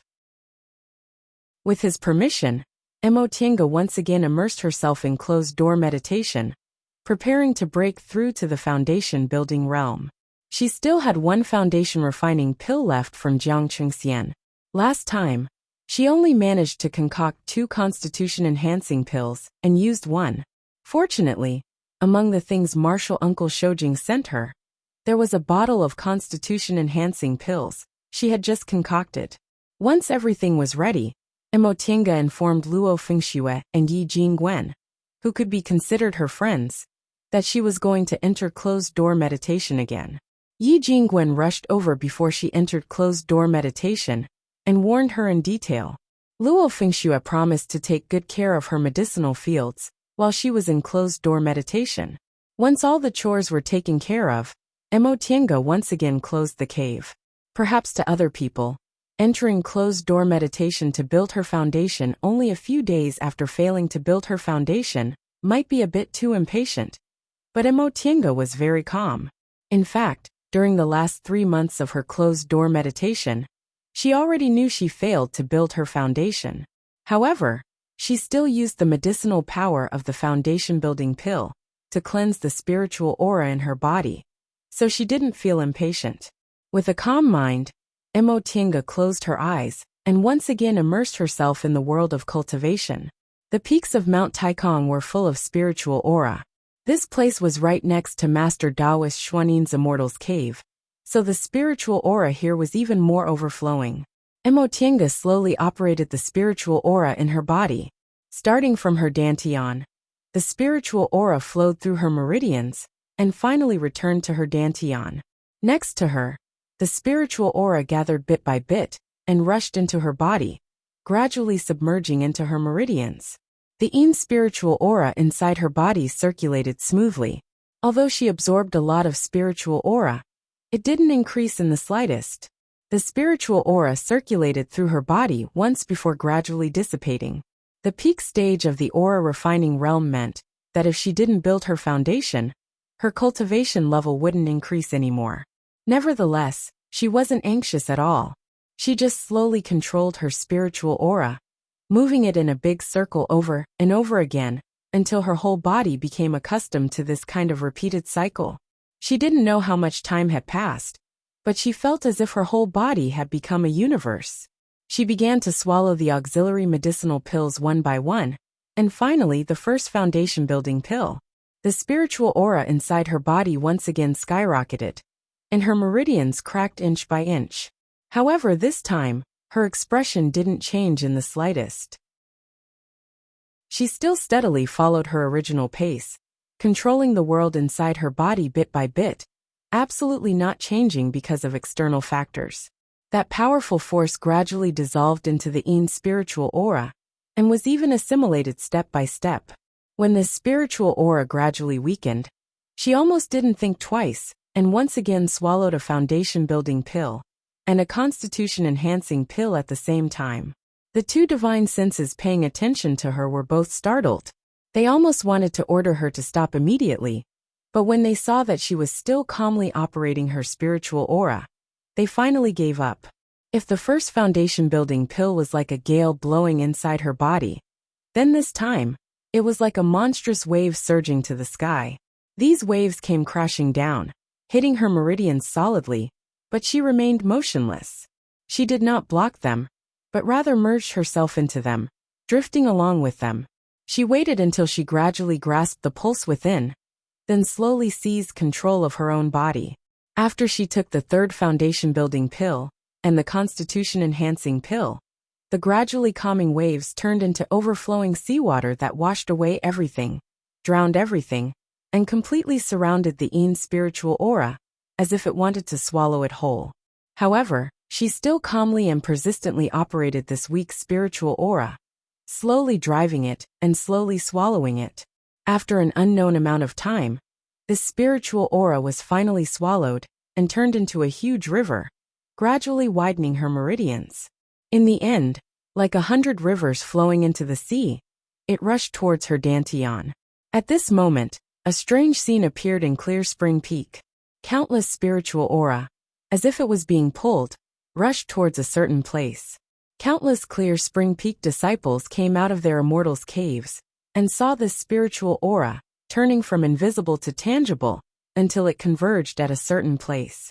Several clouds leisurely floated over and stopped above that immortal's cave. They intertwined with the spiritual aura, gradually interweaving to form a rainbow bridge. Core formation. Someone has formed her gold core. A disciple who had seen his sect's elders form their gold core shouted, attracting the attention of other disciples. Spiritual aura converged, and auspicious clouds loomed. One after another, the core formation elders of Mount Taikong also came out of their immortals' caves to observe this scene. Clear Spring Peak was filled with people. Countless people rushed towards the immortals' cave, located halfway up the mountain. At this time, a person appeared in midair. With his hands clasped behind his back, he looked at the crowd below and shouted, "Disciples of Clear Spring Peak, return to your immortals' caves. No delays." His voice was clear and melodious, as if it was right next to their ears. When the disciples saw the figure standing in midair, they saluted and obeyed his order. Nevertheless, they still started discussing in twos and threes. Junior Marshall Brother Shojing. Core formation cultivators from other peaks rushed over and asked, "What's going on? It seems like someone formed his gold core, but his momentum is somewhat lacking. Could it be that the disciples of your Clear Spring Peak are practicing some kind of secret technique?" Qin answered faintly, "Senior Marshall Brothers, you don't need to be surprised. A disciple of my Clear Spring Peak is just building his foundation." Building his foundation? These cultivators were even more surprised when they heard the answer. How can a foundation building trigger a celestial phenomenon and a spiritual aura vortex appear? I'm still paying attention to this matter. If there's any news, I'll tell you in detail. This isn't normal. Master Taoist Xianin flew over and greeted the core formation cultivators surrounding Qin Shi. He then said with a heavy voice, "Senior Marshall Brothers and Junior Marshall Brothers, Junior Marshall Brother Shojing, and I will pay close attention to this matter. You should go back first to avoid causing panic among the disciples." His words finally made the core formation cultivators stop asking questions. After a short discussion, they left on their own. Qin Shi and Master Taoist Xianin landed in front of Emotinga's Immortal's Cave. Both of them had grave expressions on their faces. "Junior Marshall Brother Shojing, in your opinion, why is this happening?" Qin Shi was silent for a long time before he slowly said, "Several hundred years ago, a spiritual beast from the distant past era awakened in a 10,000-year-old glacier. At that time, auspicious clouds gathered in the sky and thunder rumbled like a celebration." Master Taoist Xianin was startled. "You mean?" Qin Shi shook his head. "I'm not sure. However, a spiritual beast from the distant past era, that looked ordinary, was able to trigger such a celestial phenomenon. Presumably, it's because of the difference in their realms." Master Taoist Xianin pondered for a long time, but he still didn't understand. Even if that's the case, the cultivation technique she practices is from the present era. It has nothing to do with the distant past era. Qin Shi didn't continue to talk about this matter. He only said, "Let's wait and see. When she comes out of her closed-door meditation, we'll know what's going on." However, the amount of time they had to wait exceeded their expectations. Half a year had passed, but Emotinga still hadn't come out of her closed-door meditation. She was like a silkworm spinning a cocoon, sitting cross-legged in her immortal's cave without any awareness. The immortal's cave was filled with spiritual aura that had almost turned into liquid, while her surroundings were densely wrapped with Ian's spiritual aura. Layer by layer, the Ian's spiritual aura almost solidified and wrapped her tightly. A year had passed, and Master Taoist Xianyin was already somewhat impatient. Cultivators usually needed several months to half a year to build their foundation. When the celestial phenomenon erupted, Mo Tiange had already been in closed-door meditation for almost half a year. In total, she had been in closed-door meditation for a whole year and a half. No one in Xianqing school had ever needed such a long time to build their foundation. A year and a half had passed. Even the head Grand Supreme Elder of the school had come to ask why this disciple had needed such a long time to build her foundation. 2 years had passed. She stood in front of the immortal's cave in silence. In the beginning, they could still use their divine senses to investigate the situation inside the immortal's cave. But later, it seemed as if there was a dense layer of spiritual aura inside that even the divine senses of core formation cultivators like them couldn't penetrate. Now they simply didn't know what the situation inside was like. They could only vaguely feel that the person inside was still alive. During a foundation building process, bystanders absolutely couldn't disturb them.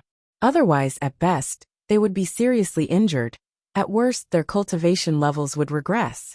When he was free, he came here to stand for a while, but he didn't know when the door of the immortal's cave would open. He raised his head and looked at the clouds above. The spiritual aura above condensed into a rainbow bridge with spiritual birds flying in the air. It was as beautiful as a fairyland. All of a sudden, the rainbow bridge moved. In an instant, the clouds and fog dispersed, and the spiritual birds flew up, disappearing without a trace. It was as if the scene just now was an illusion. His brows twitched. He turned his head and stared at the stone door in front of him. The spiritual aura inside the immortal's cave was also rapidly dissipating. In less than a quarter of an hour, it had completely dispersed. Almost none of the disciples of Clear Spring Peak noticed that the scenery, that had been there for more than a year, had quietly disappeared. The stone door finally opened. A person slowly walked out with a smile on his face. Chapter 103. Clear Spring Peak Disciple Mo Tiange, Lord Taoist Jinghe's registered disciple, advanced to the foundation building realm at the age of 23. After recording these words in the disciple register, the foundation building cultivator in charge of the school administration handed her a jade tablet and said with a smile, "Congratulations on advancing to the foundation building realm, Junior Marshal Sister Mo. This is your new tablet." Mo Tiange took it and said politely, "Thank you, Senior Marshal Brother." The foundation building cultivator explained in detail, "Since Junior Marshal Sister advanced to the foundation building realm, you can change the tools in your immortal's cave. However, your Grandmaster Jinghe's registered disciple, so your immortal's cave isn't managed by the steward's hall. Junior Marshal Sister, please ask your master about this matter. As for the tools, you can get them together. Junior Marshal Sister, take the tablet and go to the back hall to find Steward Liu." "Thank you." Mo Tiange went to the back hall, found a steward, and took some clothes and tools before leaving the steward's hall. Holding the foundation building disciple's tablet, Mo Tiange looked up at the sky and felt like she was dreaming. Even with 3 foundation building pills, she wasn't sure she could build her foundation. She just tried her best with faith, and fortunately she succeeded. With her spiritual aura circulating, her body seemed weightless and she flew steadily in the air. Aura refining disciples could only use light body techniques and some spirit tools that could increase their speed. They couldn't use flying magic tools or fly for long periods of time, so they were only a bit stronger than mortals. Foundation building cultivators, on the other hand, had enough spiritual aura to operate flying magic tools and fly in the air. No wonder people said foundation building was the real threshold of cultivation, because riding a sword and flying thousands of miles in a flash was the real means of immortals. A cool breeze blew in her face, and the mountains and rivers were all in her sight. She stood in the air and thought, if second uncle knew, he'd be very happy, right? She finally built her foundation and crossed the threshold of cultivation. In the future, She would walk step by step until she reached the core formation realm, the nascent soul realm, and even ascended. Although she didn't know which step she could reach, she would persist until the last moment. With a faint smile, she slowly flew back to her cave. As soon as she came out of her closed-door meditation in her cave, she saw Qin Shi. When she found out she actually spent more than 2 years in closed-door meditation, and when she learned she actually triggered a celestial phenomenon similar to core formation, she was even more shocked.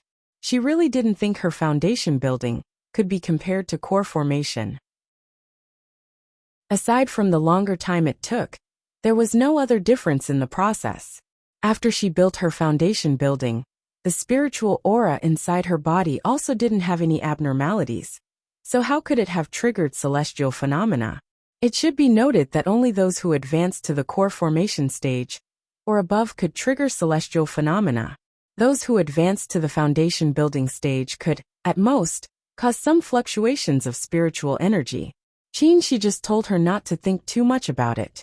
Martial Uncle Xianin happened to be in closed-door meditation these past few days, so she had to deal with some chores first and wait for Martial Uncle Xianin to finish his closed-door meditation before going to see him.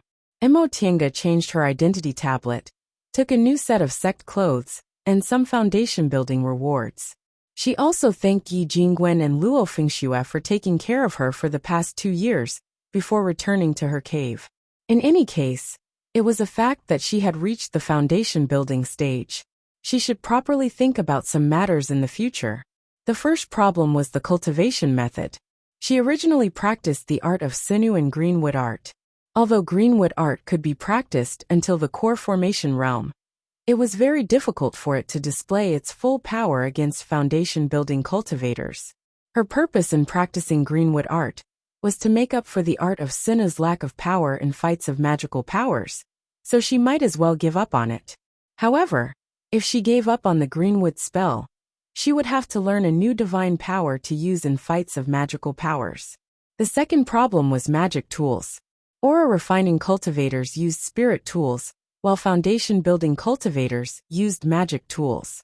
Compared to spirit tools, magic tools were usually 10 times more powerful. Now that she had built her foundation, she naturally had to change all her spirit tools into magic tools. In fact, she also had a lot of magic tools. Most of them were left behind by second uncle. Some of them were awarded to her by Grandmaster Jinghe and Martial Uncle Shoujing before she built her foundation. The other 2 magic tools were the Heaven and Earth Cloud Silk Armor and the Land Fleeing Ruler. When she left Mount Yunwu, Qin Shi stole them in passing and gave them to her. However, although she had a lot of magic tools, most of them were auxiliary and defensive types. Second uncle's magic tools weren't suitable for her, so she could only look for other magic tools. In addition, her Qinquan bag still contained the carcass of the second-rank iron-teeth crocodile she killed in Yunwu. In the future, she could take it and ask someone to make it into a magic tool. The last problem was medicinal pills. Foundation building medicinal pills weren't as easy to obtain as aura refining medicinal pills. Even though she was now an elite disciple, it was still impossible for her to eat them like before. Before she could figure out how to solve this problem, Luo Fengxue told her that Martial Uncle Xianin already came out of his closed-door meditation. Mo Tiange temporarily put these matters aside and went to see him first. Upon entering Martial Uncle Xuanin's Immortal's cave, Mo Tiange discovered that this time, everyone was present. Not only were the 2 senior martial sisters present, but several senior martial brothers were also present. These senior martial brothers were very diligent in their cultivation. Mo Tiange had been at Xianqing school for a long time, but she still hadn't met some of them. Disciple Mo Tiange greets Martial Uncle Xianin. Master Taoist Xianin was still smiling. He raised his hand and said, "Stand up." Mo Tiange stood up and said respectfully. Disciple finished building her foundation and came to report to Martial Uncle. Master Taoist Xianin nodded with a smile. "I already know. You're very good. Come forward and let me take a look." "Yes." Mo Tiange walked forward. Master Taoist Xianin reached out and held her pulse. A wisp of spiritual aura instantly entered her body, and examined her meridians one by one. After a long time, Master Taoist Xianin released her hand with a slight frown on his face. Mo Tiange, who was a bit worried, asked cautiously, "Martial uncle, is there a problem?" Master Taoist Xianin shook his head and said, "There's no problem. There's no problem at all. You already know about the phenomenon that occurred when you built your foundation, right?" "Yes." "Then did you feel it yourself?" Mo Tiange shook her head. "Disciple lost consciousness after that. I basically didn't know it took me 2 years. So that's what happened." Master Taoist Xianin pondered for a moment, but didn't say anything. He said to her, "Let's talk about this later." "Yes." Seeing that martial uncle Xianin had something to deal with, Mo Tiange obediently stood to the side without saying anything else. "Qingyu." Upon hearing her name being called, Han Qingyu stood up and said, "Master, this is an important matter. Take several junior martial brothers and sisters with you. If there's nothing, that's fine. If there's something, quickly come back and report to me." "I understand, Master." Master Taoist Xianin then turned towards the other disciples. He stroked his beard and muttered to himself for a moment before saying, "Shernan Qifeng Xia. The 3 of you follow eldest martial sister." "Yes, Master." "All right, you can all go back." "Tiange, you stay." "Yes, martial uncle." As she watched her fellow disciples leaving one by one, Mo Tiange muttered inwardly, could it be that something big happened? Martial uncle Xianin actually sent 4 disciples at once? She didn't have much time to think because Master Taoist Xianin already said to her, "Tiange, although you're not my disciple, you respect me as your master. Now that you've built your foundation, martial uncle will naturally give you some rewards." Mo Tiange said, "Disciple was able to build my foundation thanks to martial uncle's guidance. I don't dare to ask for any rewards." Master Taoist Xianin stroked his beard and said with a smile, "You don't need to refuse. Every disciple who builds their foundation will get a reward, not just you." After pondering for a moment, he continued to say, "Let me ask you, is the cultivation technique you practice inferior in fights of magical power after building your foundation?" Mo Tiange was slightly shocked. As expected of a core formation cultivator, she hadn't even said anything, but he already sensed it. She answered, "Yes, martial uncle's eyes are like torches. I practice 2 cultivation techniques. One of them is beneficial for cultivation, but it doesn't have any great divine power. As for the other one, its power is greatly reduced after building my foundation." Master Taoist Xianin nodded slightly and stood up. "That being the case, I'll pick a cultivation technique for you. Come with me."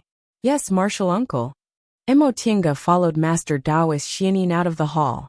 After making many turns and passing through some restrictions, they finally entered a small collection room.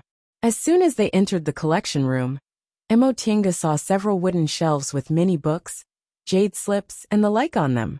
Master Taoist Xianin said, "Martial uncle has never seen a female cultivator with a pure Yin constitution, so I don't know the characteristics of the cultivation technique you practice. I can't pick the most suitable cultivation technique for you, so I can only pick a few roughly." Mo Tiange lowered her head and said, "Martial uncle is so attentive. Disciple is overwhelmed by the favor." Master Taoist Xianin had a very good impression of this junior's politeness, so he didn't say anything more. After pondering for a while, he picked several books and jade slips and handed them to her. "Take a look. What do you think of these?" Mo Tiange took them and carefully looked at them. These were all cultivation techniques for fights of magical power. They didn't require special cultivation and didn't have high requirements for spiritual roots. However, the shortcoming was that they weren't very powerful and would be useless once one reached the core formation realm. Nevertheless, since this martial uncle put them in the collection room, they certainly weren't ordinary cultivation techniques. The most important thing was that they were suitable for her. Mo Tiange hesitated for a while before she raised her head and asked, "Martial uncle Xianin, do you have any cultivation techniques that can be used with magic tools? Disciple feels that if we only talk about power, perhaps that one would be a bit stronger." Master Taoist Xianin nodded. "What you said is very reasonable. Regarding magic tools, Junior Marshal Brother Shojing asked me to give them to you. Since you asked, I'll give them to you first. As he spoke, Master Daoist Xianin took out an object from his Qingquan bag and held it in his hand. This object is called the Shuttle of Flying Apsara. It's a shape-shifting object and contains an illusory formation. However, using this object isn't a cultivation technique, but a formation. Since you're good at formations, I presume it's suitable for you. Emo Tienga took a closer look at the Shuttle of Flying Apsara. The Shuttle of Flying Apsara had 2 pointed ends and was made of an unknown material. Although it was only the size of a palm, it was brimming with spiritual aura, so it was certainly not an ordinary object. Master Daoist Xianin gave the Shuttle of Flying Apsara and a jade slip to her. Although you have this object, you still have to choose a cultivation technique for fights of magical powers.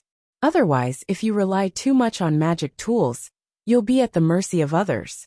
How about this? Martial Uncle will make the decision on your behalf. This soul-refining art cultivates the primordial spirit, so it's extremely powerful. I originally thought this technique was difficult to practice and wasn't suitable for you. But since you're determined to cultivate magic tools first, I'll give it to you to practice slowly. This cultivation technique isn't easy to practice and can easily lead to cultivation deviation, so I don't dare to give it to other disciples.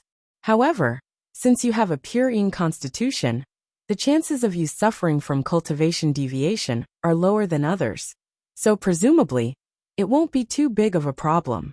Yes, Martial Uncle. Emo Tienga accepted the other cultivation technique Master Daoist Xianin gave her.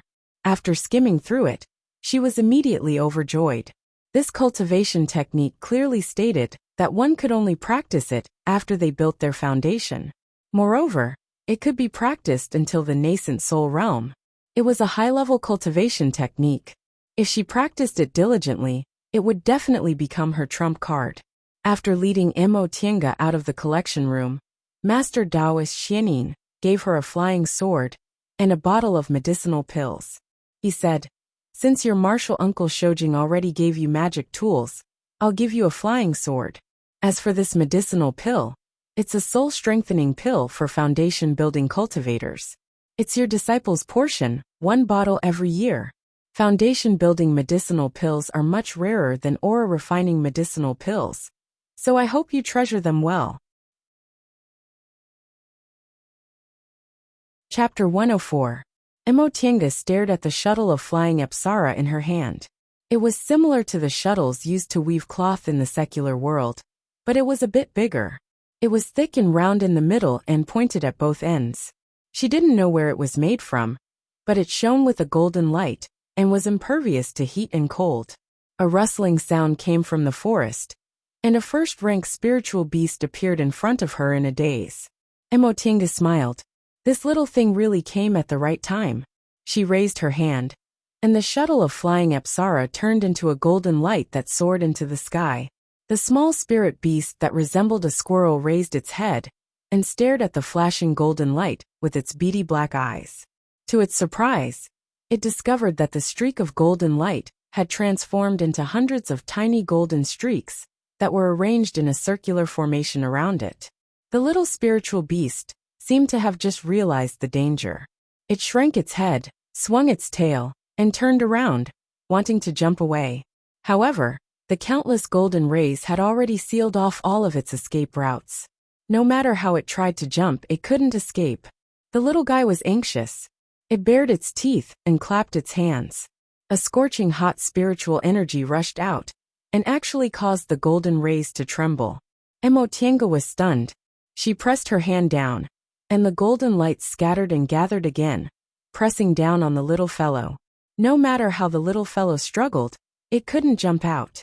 When it finally felt a bit tired, Emo Tienga shook her hand and tied it up with a rope. She withdrew the Shuttle of Flying Apsara, walked forward, and picked up the little spiritual beast. The little spiritual beast bared its teeth at her and struggled angrily. Emo Tienga didn't care at all. She rummaged through her Qingquan bag, took out a spiritual beast bag, and put it inside. Once she was done, she released her flying sword and flew back to her cave on Clear Spring Peak. Originally, She just wanted to test the power of the shuttle of flying Apsara. But she unexpectedly caught an interesting little thing. This little thing obviously knew a very advanced fire element spell. Although its power wasn't great, it wasn't ordinary fire. Mo Tiange landed outside her cave, and happened to see Luo Fengxue coming back. She called out, "Senior Marshal Sister Luo." Luo Fengxue wiped her face and came over. "Tiange, did you go out?" Mo Tiange nodded, opened her cave, and let Luo Fengxue in. Luo Fengxue, who looked exhausted, walked into her cave and sat motionlessly on a stone chair.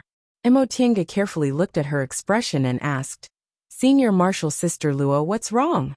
With great difficulty, Luo Fengxue lifted her spirits and sighed. "I've been busy for more than 10 days. I haven't rested." Mo Tiange was surprised. Mo Tiange knew Luo Fengxue wasn't an ascetic cultivator. Instead, she was passionate about management. After she built her foundation, she was promoted to steward of the steward's hall.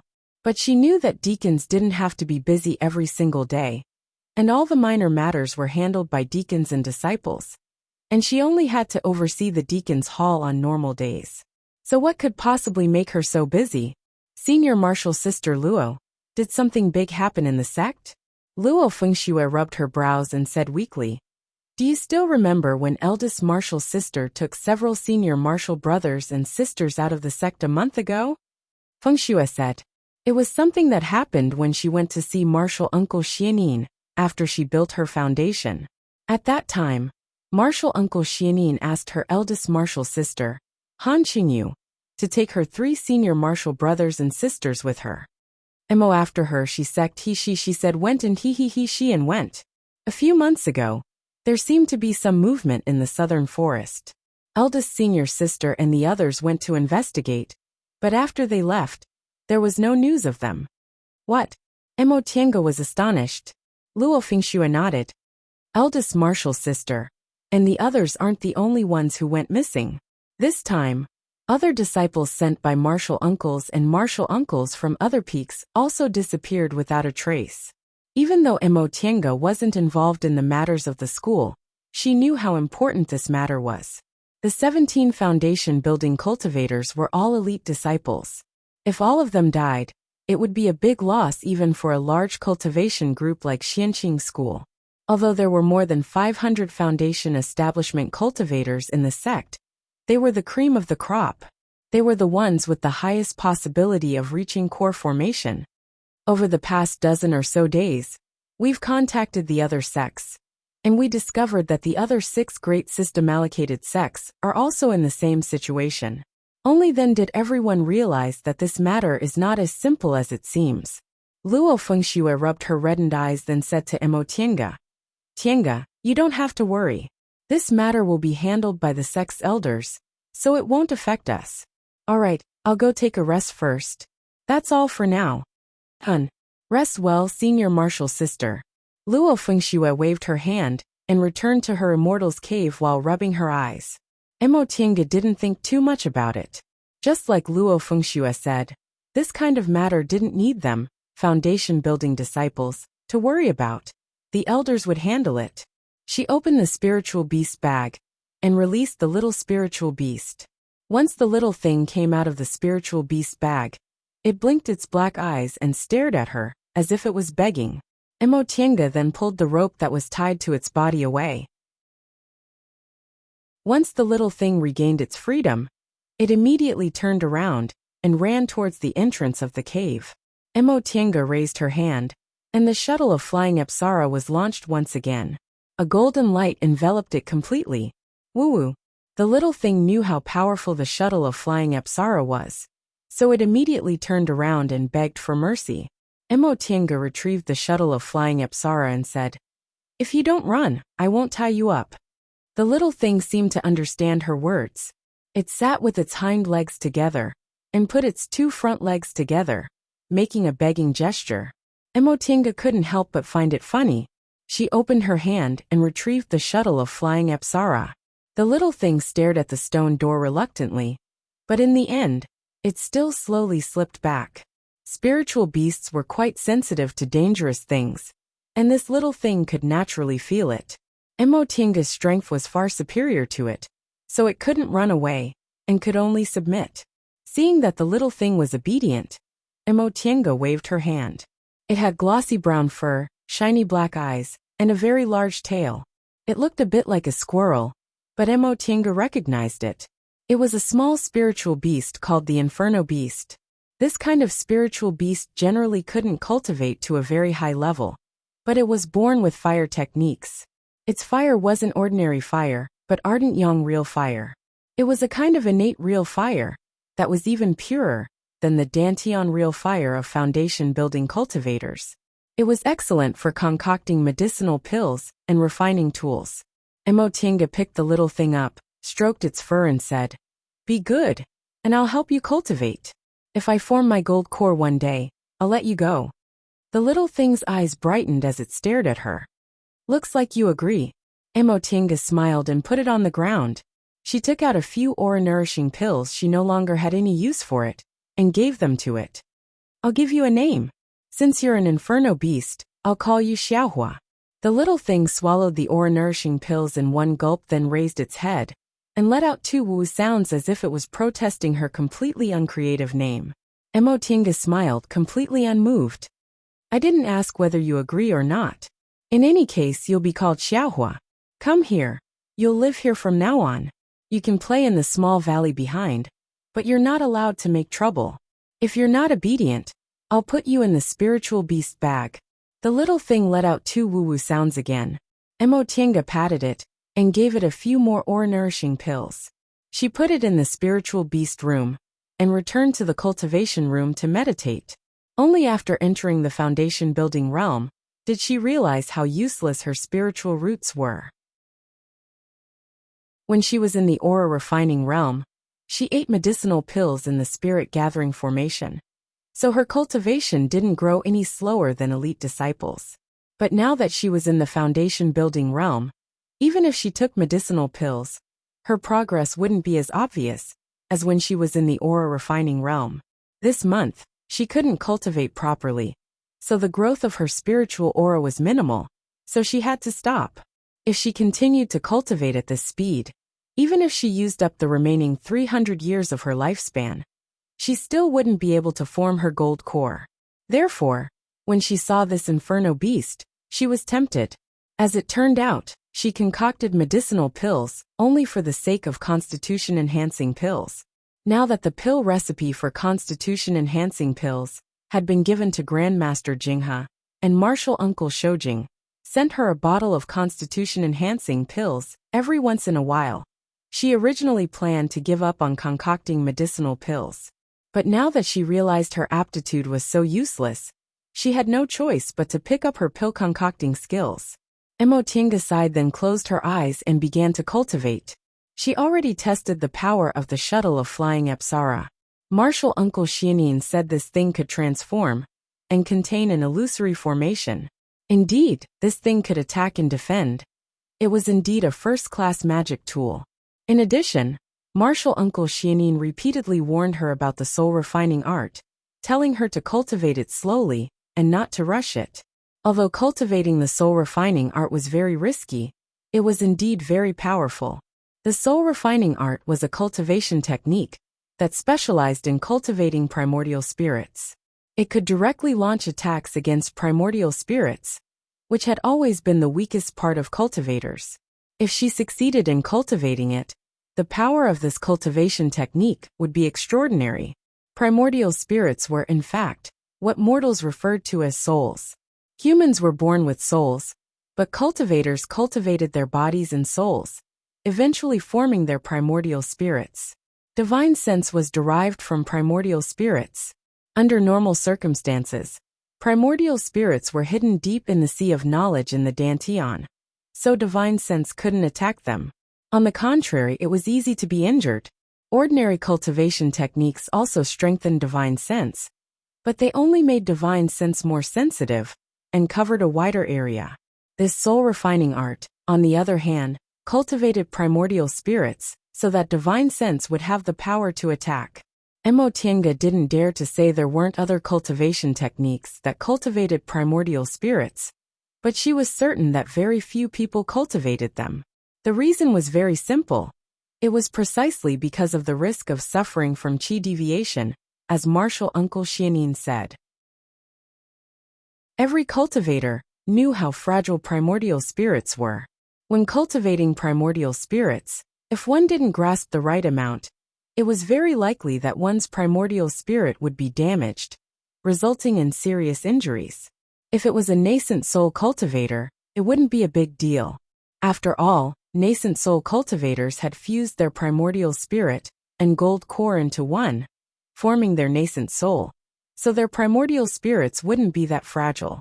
However, for cultivators below the core formation realm, if their primordial spirits were damaged, their cultivation levels would greatly regress.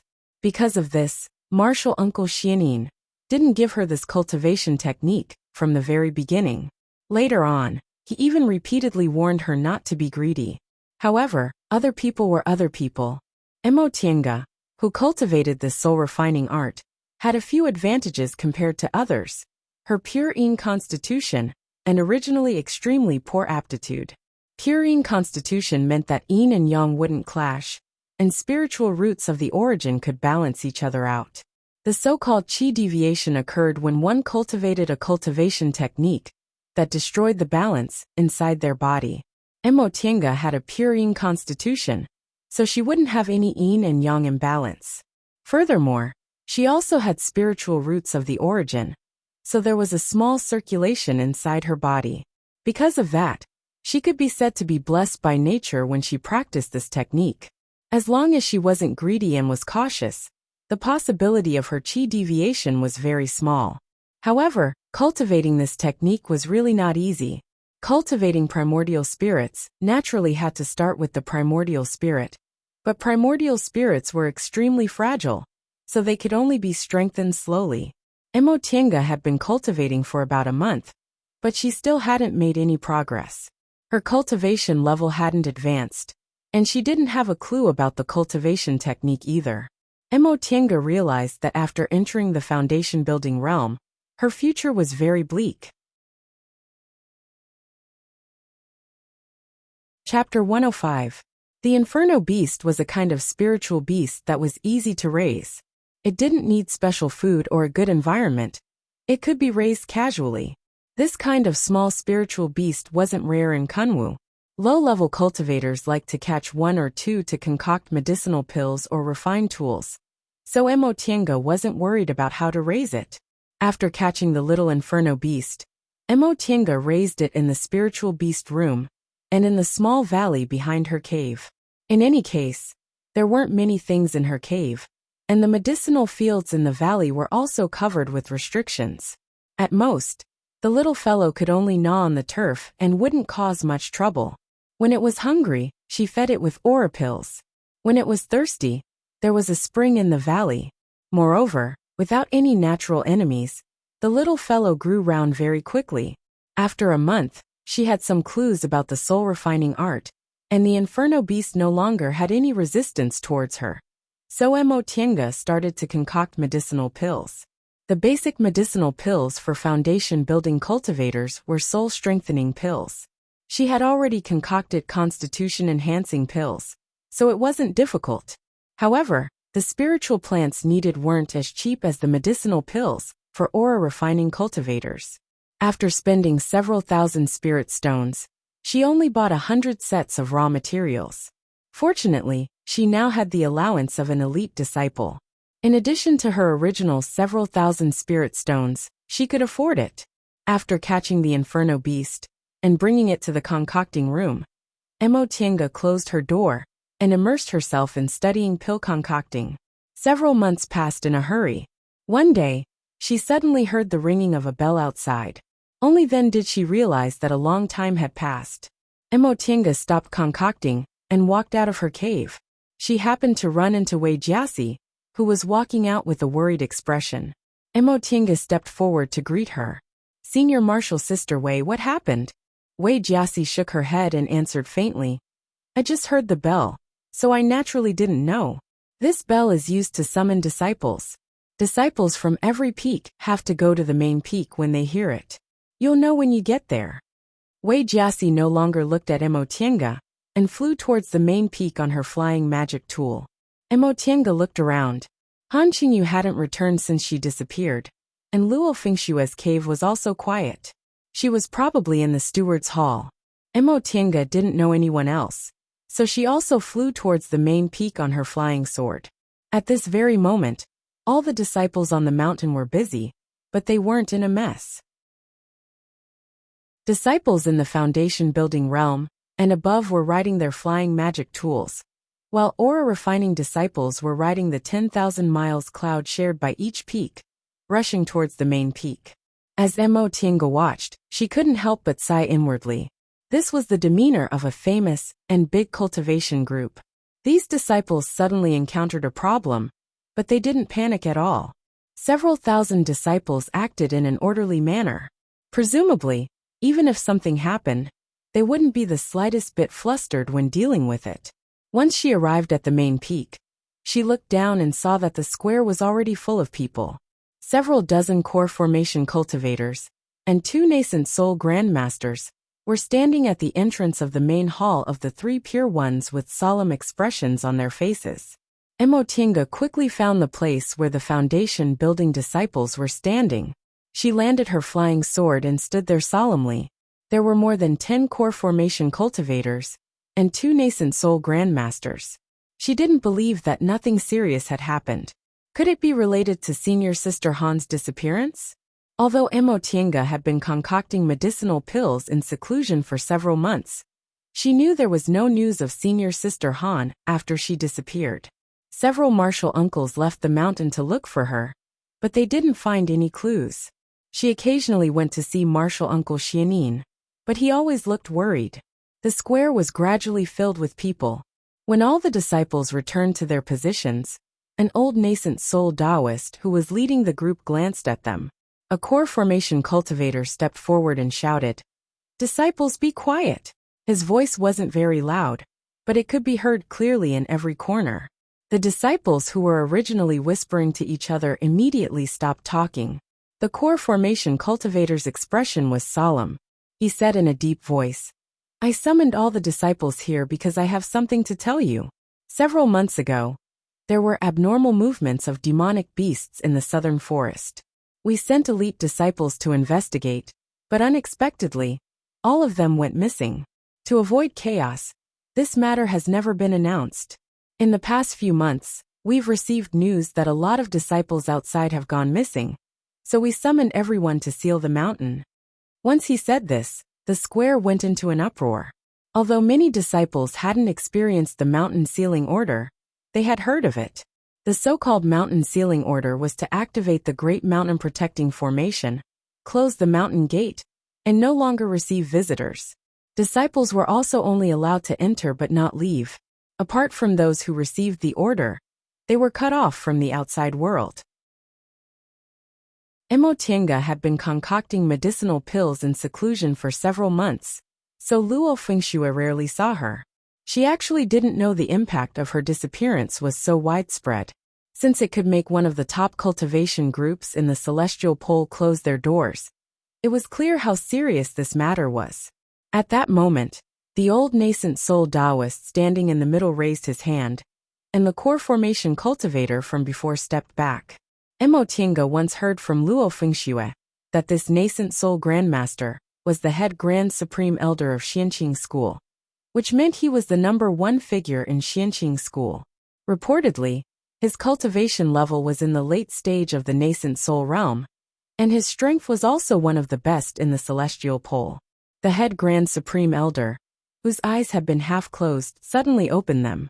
His sharp gaze swept over the disciples in the square. After a while, he raised his voice and said, "Disciples, do you think Xianqing school is about to encounter a formidable enemy because of the mountain sealing order?" The square was silent, but judging from everyone's expressions, this nascent soul grandmaster was obviously right. Since the school was founded, the mountain sealing order only happened once every several hundred years, and every time it happened, it was a great disaster. The old Taoist once again closed his eyes and said in a leisurely tone, "Let me tell you, it's not only Xianqing school, But all of Kunwu is currently facing another demonic beast riot. Furthermore, according to the disciples' reports, this time's demonic beast riot is extraordinary. Xianqing school can be said to be strong now, but we must understand the principle that the more prosperous it is, the easier it will fall. Being too strong will always attract disasters. For the sake of Xianqing school's disciples, the Grand Supreme Elder has decided to seal the mountain until the demonic beast riot is over. During this period, Xianqing school's disciples must obey orders and can't leave the mountain without permission. Once the head Grand Supreme Elder finished speaking, Mo Tiange glanced at the foundation building cultivators around her and found many of them were frowning. Some were worried, some were excited, and some were afraid. She had heard about the demonic beast riot in the past. Most of the cultivation groups in the Celestial Pole were built on Kunwu Mountain Range, and to the south of Kunwu Mountain Range was a boundless forest. This forest and Kunwu Mountain Range combined to form the largest spiritual land in the Celestial Pole. There were many cultivators living on the mountain, and there were many demonic spirits growing in the forest. If the cultivation level of demonic spirits was high, their intelligence would gradually be similar to that of humans. Under normal circumstances, they wouldn't go out of the forest, but every once in a while, the big demonic beasts inside would order low-level demonic beasts to attack the mountains and obtain some medicinal pills, spirit tools, and the like from human cultivators to help them cultivate. Every time there was a conflict between humans and demonic beasts, it was both a calamity and an opportunity. Demonic beasts wanted to snatch medicinal pills, while humans also wanted to kill demonic beasts to obtain their beast cores or corpses. There was no justice or evil. They were just competing for what they wanted. Mo Tiange pondered for a moment and immediately understood what her fellow foundation building disciples were thinking. They were excited because this was a good opportunity. If they made a great contribution or obtained some fated chances in this matter, their cultivation levels would advance very quickly. What they were afraid of was that some people would definitely leave the mountain to carry out a mission. Foundation building disciples like them were the backbone of the mountain's strength. If there was an accident, they wouldn't even have their corpses left. Mo Tiange wasn't worried at all. In any case, she was Grandmaster Jinghe's registered disciple, so he definitely wouldn't send her to die for something too dangerous. Besides, she wasn't afraid. During the 7 years she wandered around with second uncle, she went everywhere and encountered danger countless times. So she didn't think there was anything to be afraid of. Alright, aura refining disciples, go back to your immortals' caves and cultivate with peace of mind. Foundation building disciples, stay. Upon hearing that, the aura refining disciples left one after another. They looked at the foundation building disciples with sympathetic and envious expressions. Once all the aura refining disciples had left, the core formation cultivator from before stepped forward. Martial nephews, many of you experienced the demonic beast riot 50 years ago, so I presume I don't need to explain it in detail. The demonic beast riot isn't something that can be resolved by sealing off the mountain. We still need to go and eliminate the enemies. Aura refining disciples haven't entered the school of immortality yet. So you foundation building disciples are the cornerstones of Xianqing school. You still need to work hard on this matter. We'll send 6 core formation cultivators and more than 100 foundation building disciples. You can go and prepare yourselves, then wait for further notice. Once he finished speaking, the core formation cultivator signaled everyone to leave. Mo Tiange was full of questions. While following the crowd back to Clear Spring Peak, she was also puzzled. Shouldn't they announce the list of disciples participating in the demon exterminating battle? Why did it end so easily? Tiange, just as she landed on Clear Spring Peak, she heard a voice coming from behind her. She turned around and saw that it was Yi Jingwen. Big brother Yi. She looked at Yi Jingwen and saw that his expression was similar to Luo Fengshue's. He looked exhausted as if he had been busy all this time. That's not right. Yi Jingwen is the same as me. He doesn't have a job, so how could he be this tired?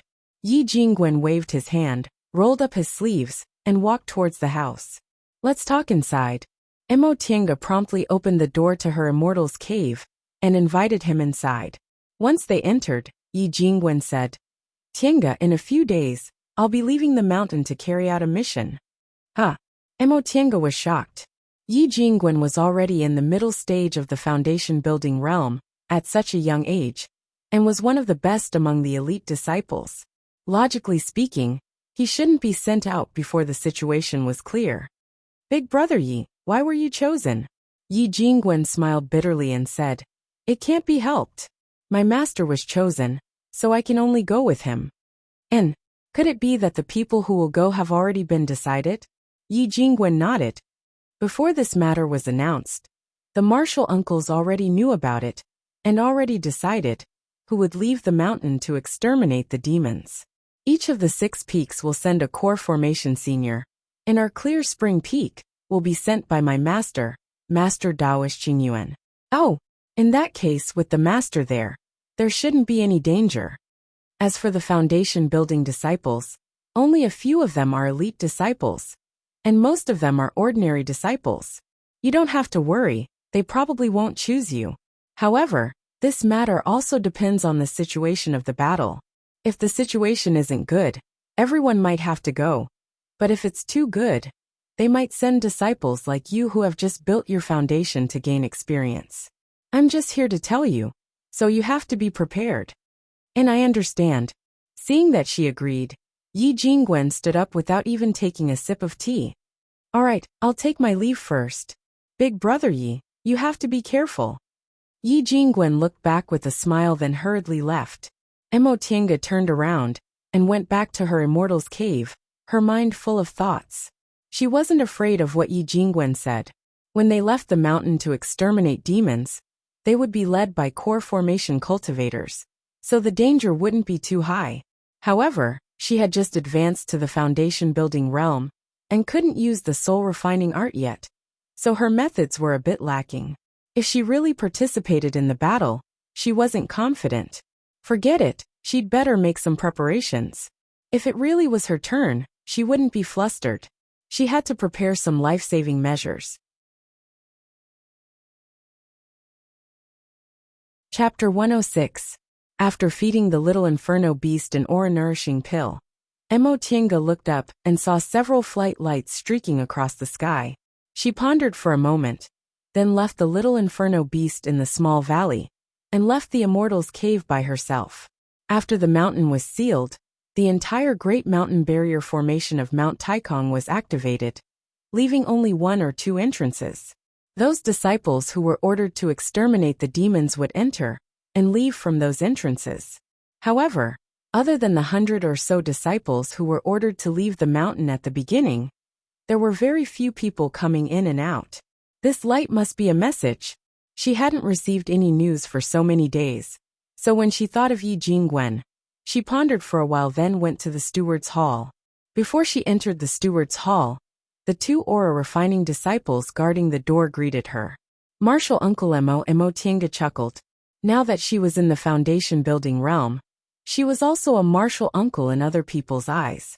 She glanced at the steward's hall and asked, "Is there any news about the demonic beast riot?" One of the aura refining disciples answered, "Martial Uncle, are you here to inquire about the news?" Mo Tiange nodded. "Correct. I have an old friend among the disciples of Mount Li. May I know how he's doing now?" The 2 aura refining disciples glanced at each other. One of them said, "Martial Uncle, we also don't know much. We only know that the situation isn't good." "Martial Uncle, you mustn't tell anyone about this. Aura refining disciples still don't know about it." "Yes, I know. The situation is not good. Are there any casualties?" "It seems so. You don't have to worry, Martial Uncle. You'll get the news from Martial Uncle Luo soon." Presumably, these 2 disciples didn't dare to reveal too much, so Mo Tiange no longer asked.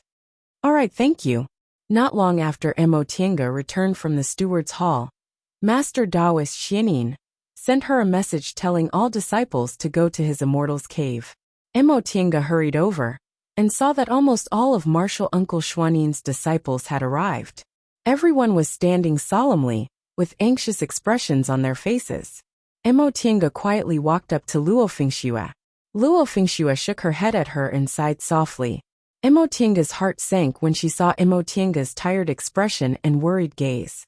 Once all the disciples had arrived, Master Taoist Xiaonin finally opened his eyes. With a solemn expression he said, "You probably know the situation with the demonic beast riot this time isn't good. I asked you to come here to tell you about this." Snow. Luo Fengxue raised her head and stepped forward. "Yes, Master. You talk to them," Luo Fengxue responded.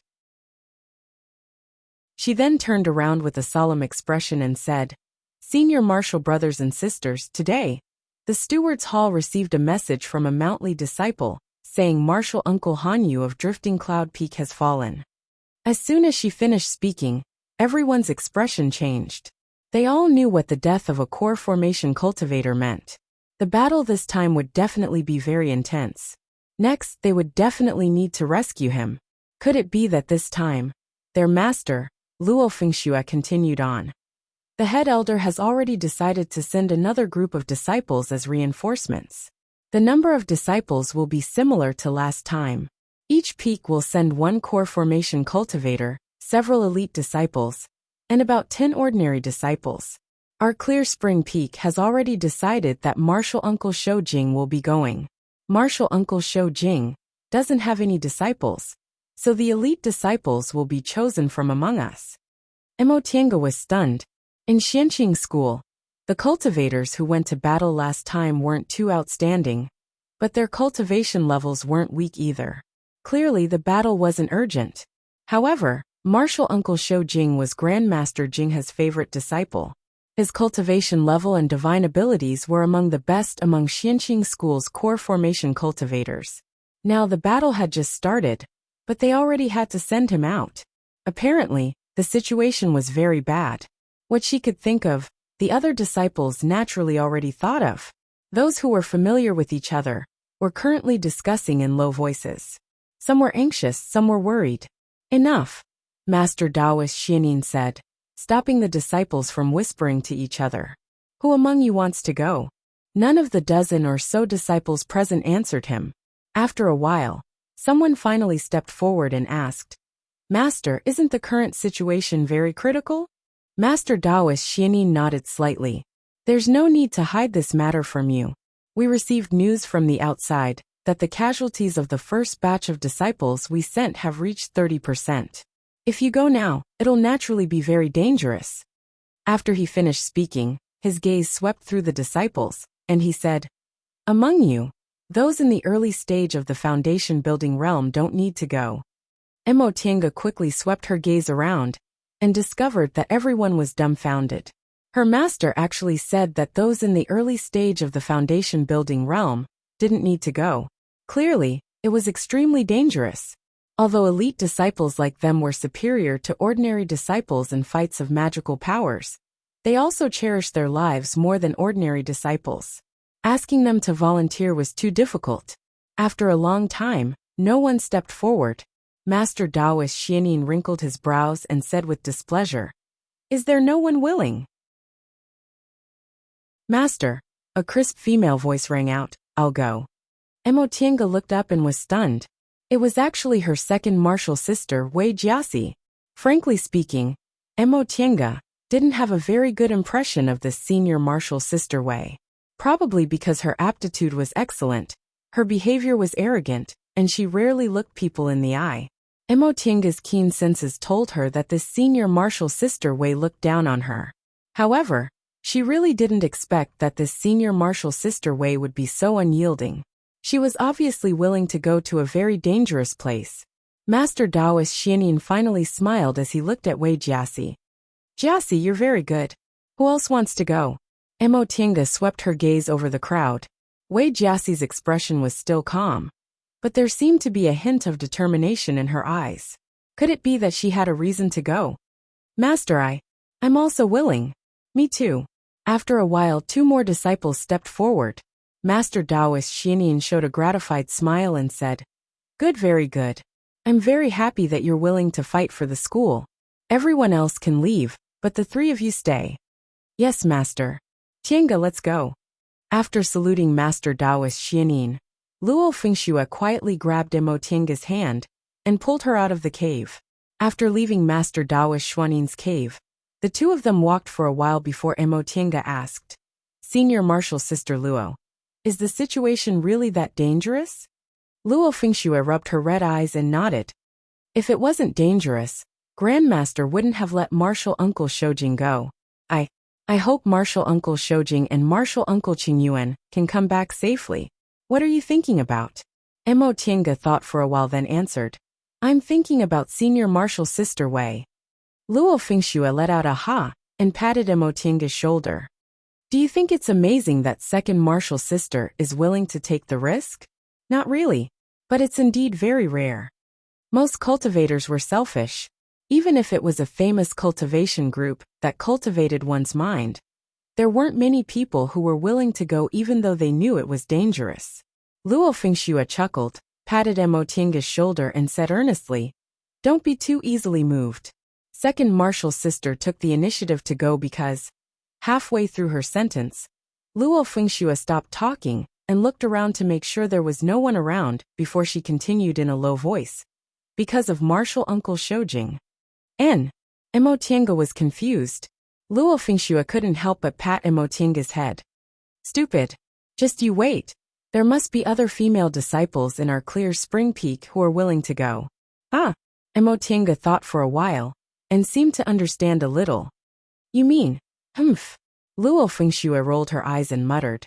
In my opinion, it's their brains that aren't clear. What kind of person is Martial Uncle Shoujing? If their cultivation levels can't catch up, what's the use of thinking about it?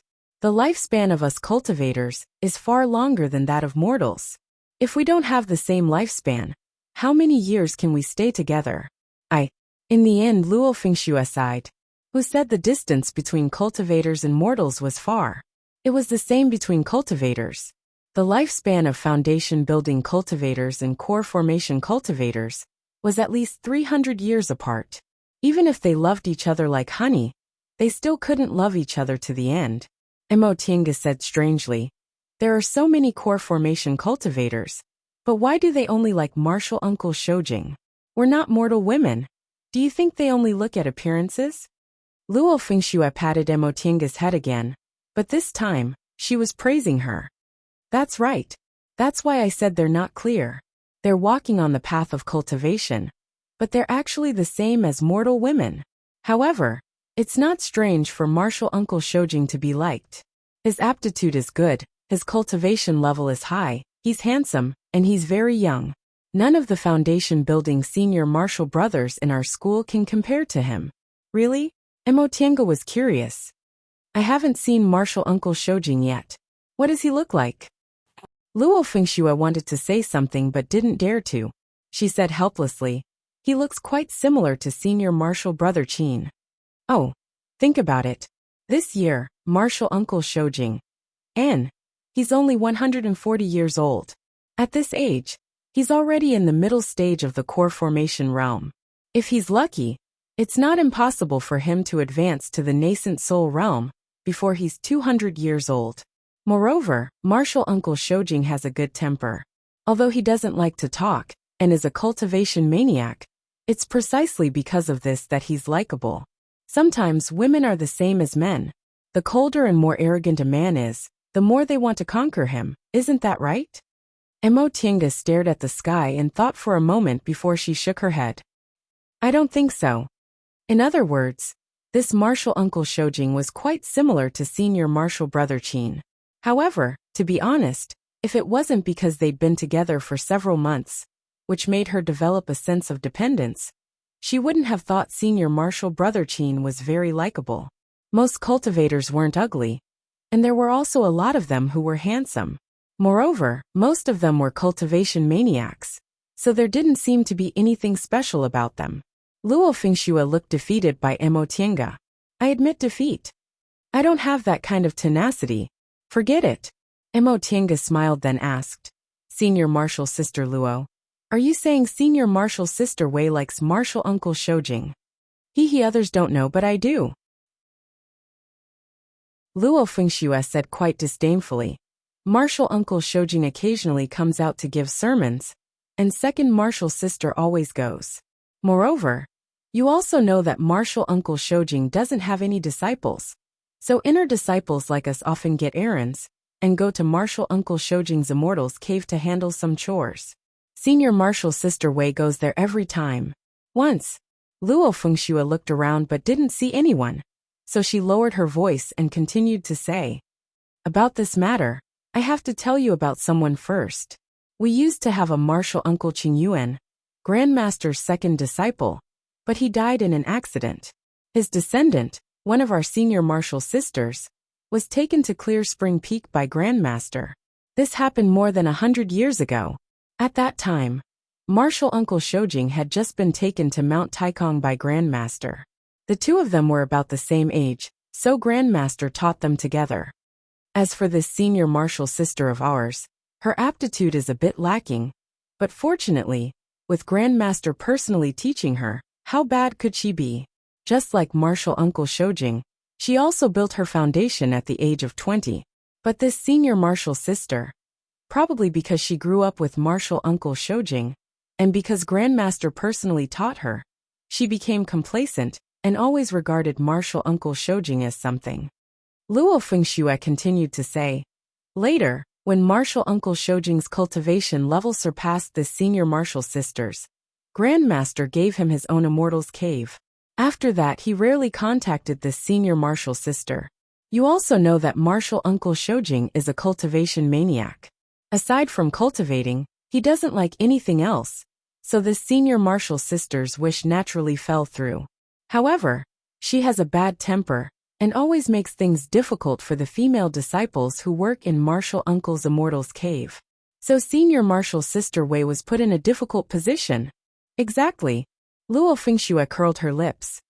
At that time, second martial sister was only in the early stage of the foundation building realm, while this senior martial sister was in the middle stage. I don't know why she went crazy, but she actually beat second martial sister until she suffered internal injuries and vomited blood. Because of this, Grandmaster let that senior martial sister go outside. Right now we don't even know which courtyard she's in. Mo Tiange was rendered speechless by this show of jealousy and jealousy.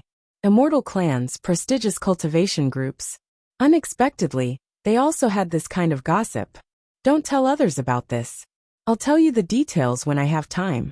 I'm exhausted, I'm going to rest first. Chapter 107. Before long, the second batch of demon exterminating disciples set off. Senior martial sister Wei was among them. They set off quietly. When Mo Tiange found out, she only received a sound-transmitting talisman at the entrance of her cave. It was sent by Qin Shi, saying he was also on the list of the second batch of disciples. But time was tight, so he couldn't say goodbye to her. Mo Tiange only stared blankly for a moment before continuing to cultivate and concoct medicinal pills as usual.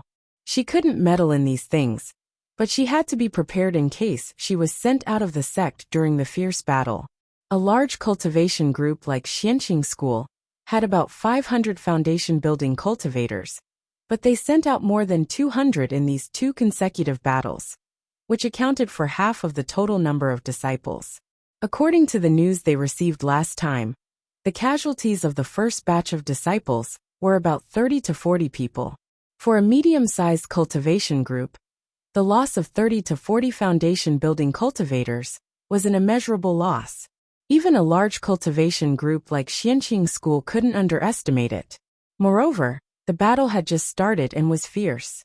After this demonic beast riot, Xianqing School would probably lose at least 100 foundation-building cultivators, which was enough to wipe out a medium-sized cultivation group. In that case, only a few foundation-building cultivators in the school would be able to escape this disaster. Therefore, she had to be prepared in case she was sent out to participate in the battle, without any means to protect herself. Time passed day by day. A tense atmosphere gradually filled the entire Xianqing School. Mo Tiange learned from Luo Fengxue that the whole of Kunwu was involved in the demonic beast riot. If Xianqing School hadn't issued a mountain sealing order and activated the Great Mountain Protecting Formation at the beginning, all the aura refining disciples would have been killed. Although there were many casualties among the foundation-building disciples, the aura-refining disciples weren't affected. Therefore, even if Xianqing School suffered heavy losses, it could recover in 100 or 200 years, and the school's strength wouldn't decline. After learning about this, Mo Tiange couldn't help but sigh. The head Grand Supreme Elder, Lord Taoist Jinyang, was able to predict the direction of the situation at the beginning and avoid losses. Otherwise, Xianqing School wouldn't have been able to escape this disaster. Luo Fengxue wasn't busy these days. Reportedly, because this matter was of great importance, the core formation elders of the school head's generation had taken over all these matters. Right now, the foundation building deacons only needed to pay attention to it from time to time. When she was free, Luo Fengxue came to chat with her every day. Although Mo Tiange was anxious to cultivate the soul-refining art, she also knew this matter couldn't be rushed. Every day, she just cultivated step by step and chatted with Luo Fengxue. Luo Fengxue was actually busy for nothing. Her aptitude was good, but she wasn't too keen on cultivating. Instead, she liked to deal with miscellaneous matters. There was almost nothing in the entire Clear Spring Peak that she didn't know. She even knew a lot of gossip about the other peaks. Mo Tiange had never come into contact with people like her. However, such a lively scene reminded her of Morong Yen. Mo Tiange wondered whether Morong Yen had built her foundation or not. Hey Tiange, why are you in a daze again? Mo Tiange regained her train of thought and shook her head. It's nothing. I was just thinking. Senior Marshal Sister Luo, you've been really free lately. I kind of missed the times when you were busy. Artist Luo. She said out and said mo she mo. Luo and. She he and. Luo Fengxue glared at her and said, if eldest Marshal Sister wasn't here, I wouldn't bother you. Right now, only the two of us live here. If I didn't talk to you, would I talk to the spiritual beast? Luo Fengxue glanced at her and remembered something. By the way, how old are you, Tiange? Mo Tiange thought about it and sighed. 24. In the blink of an eye, it's been almost 4 years since I came to Xianqing School. These past 4 years had been too smooth for her, so she felt time pass quickly.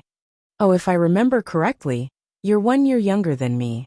Are you practicing a youthful cultivation technique? You look the same as when you first came. I think so. I think so. Luo Fengxue shouted. You really don't know how lucky you are. A youthful cultivation technique. We female cultivators mostly cultivate to stay young. With a suitable youthful cultivation technique, we can save a lot of look-preserving pills. Many people are envious of us, but you're actually saying I think so. Mo Tiange felt a bit guilty. She got her cultivation technique too easily, so she didn't cherish it. You. Luo Fengxue shook her head and sighed. You're smart but you're slow. You're stupid, but you're very good at controlling your limits. I can't even tell what kind of person you are. Mo Tiange was very curious. Senior Marshal Sister Luo, how many kinds of people do you classify? Luo Fengxue thought for a while then said, it's actually quite simple. Look at the 2 senior marshal sisters living here and me. We each have one kind of person. Eldest marshal sister is the most likable kind. She's considerate like a woman, and has the spirit of loyalty like a man. Second marshal sister is the kind that's neither likable nor hateful. She's too lazy to pay attention to other people, and doesn't look for trouble. As for me, I'm the kind that most people like but a few don't. You see, I'm very popular. Among the disciples of Clear Spring Peak, I dare say I know the most people. Luo Fengxue praised herself for a while then said, there's also the kind that most people dislike. They're the kind that doesn't have a good character, but isn't narrow-minded. The last kind is the kind that's completely hated by others. The representative is our senior marshal sister who was sent out of Mount Taikong. She doesn't have any self-awareness, and only has herself in her heart. She thinks everyone has to revolve around her. Almost everyone hates this kind of person. Upon hearing Luo Fengxue talking about this gossip, Mo Tiange asked, could it be that this senior marshal sister has no likability at all? Now that you've asked, I really can't remember. It happened a long time ago. At that time, I think I was only 11 or 12 years old. I remember it happened not long after Martial Uncle Shojing returned from Demonic Mountain. At that time, Martial Uncle Shojing's cultivation level dropped greatly, and he barely survived. Second Martial Sister accepted the task of taking care of Martial Uncle Shojing's cave, while he was in closed-door meditation. Who would have thought that Senior Martial Sister actually hated Second Martial Sister for being able to take care of Martial Uncle Shojing? She made a big fuss and even attacked Second Martial Sister. Think about it. Martial Uncle Shojing almost lost his life, but she still cared about being jealous.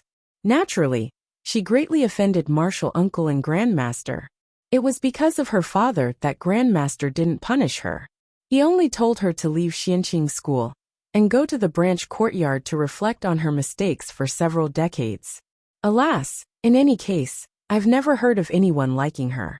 Oh, this kind of person was indeed unlikable. She didn't even have a sense of propriety. Speaking of eldest Martial Sister, I wonder how she's doing. I'm not really worried about Second Martial Sister. In any case, Martial Uncle Shojing is with her. Luo Fengxue looked up at the sky and sighed.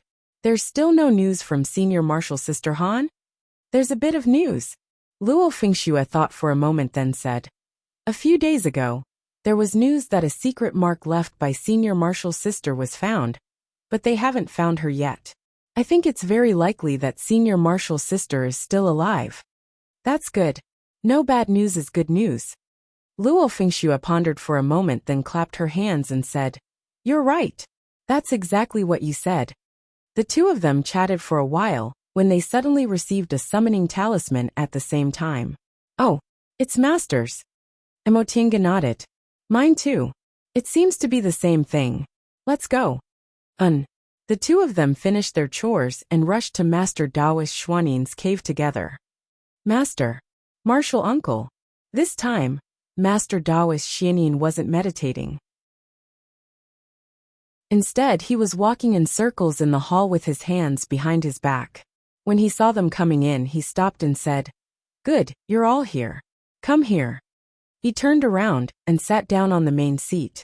He looked at his disciples with a solemn expression and said in a heavy voice, I called you here because the battle is fierce. Maybe you'll be sent to join the battle in the next moment. Emotienga was shocked. She glanced at Luo Fengxue, and both of them looked bewildered.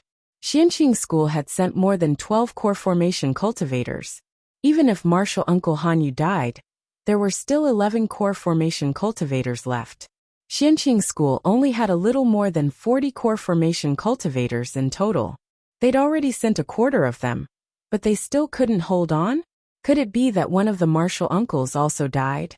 Master, eldest Martial Sister, second Martial Sister, Master Daoist Xuanin shook his head.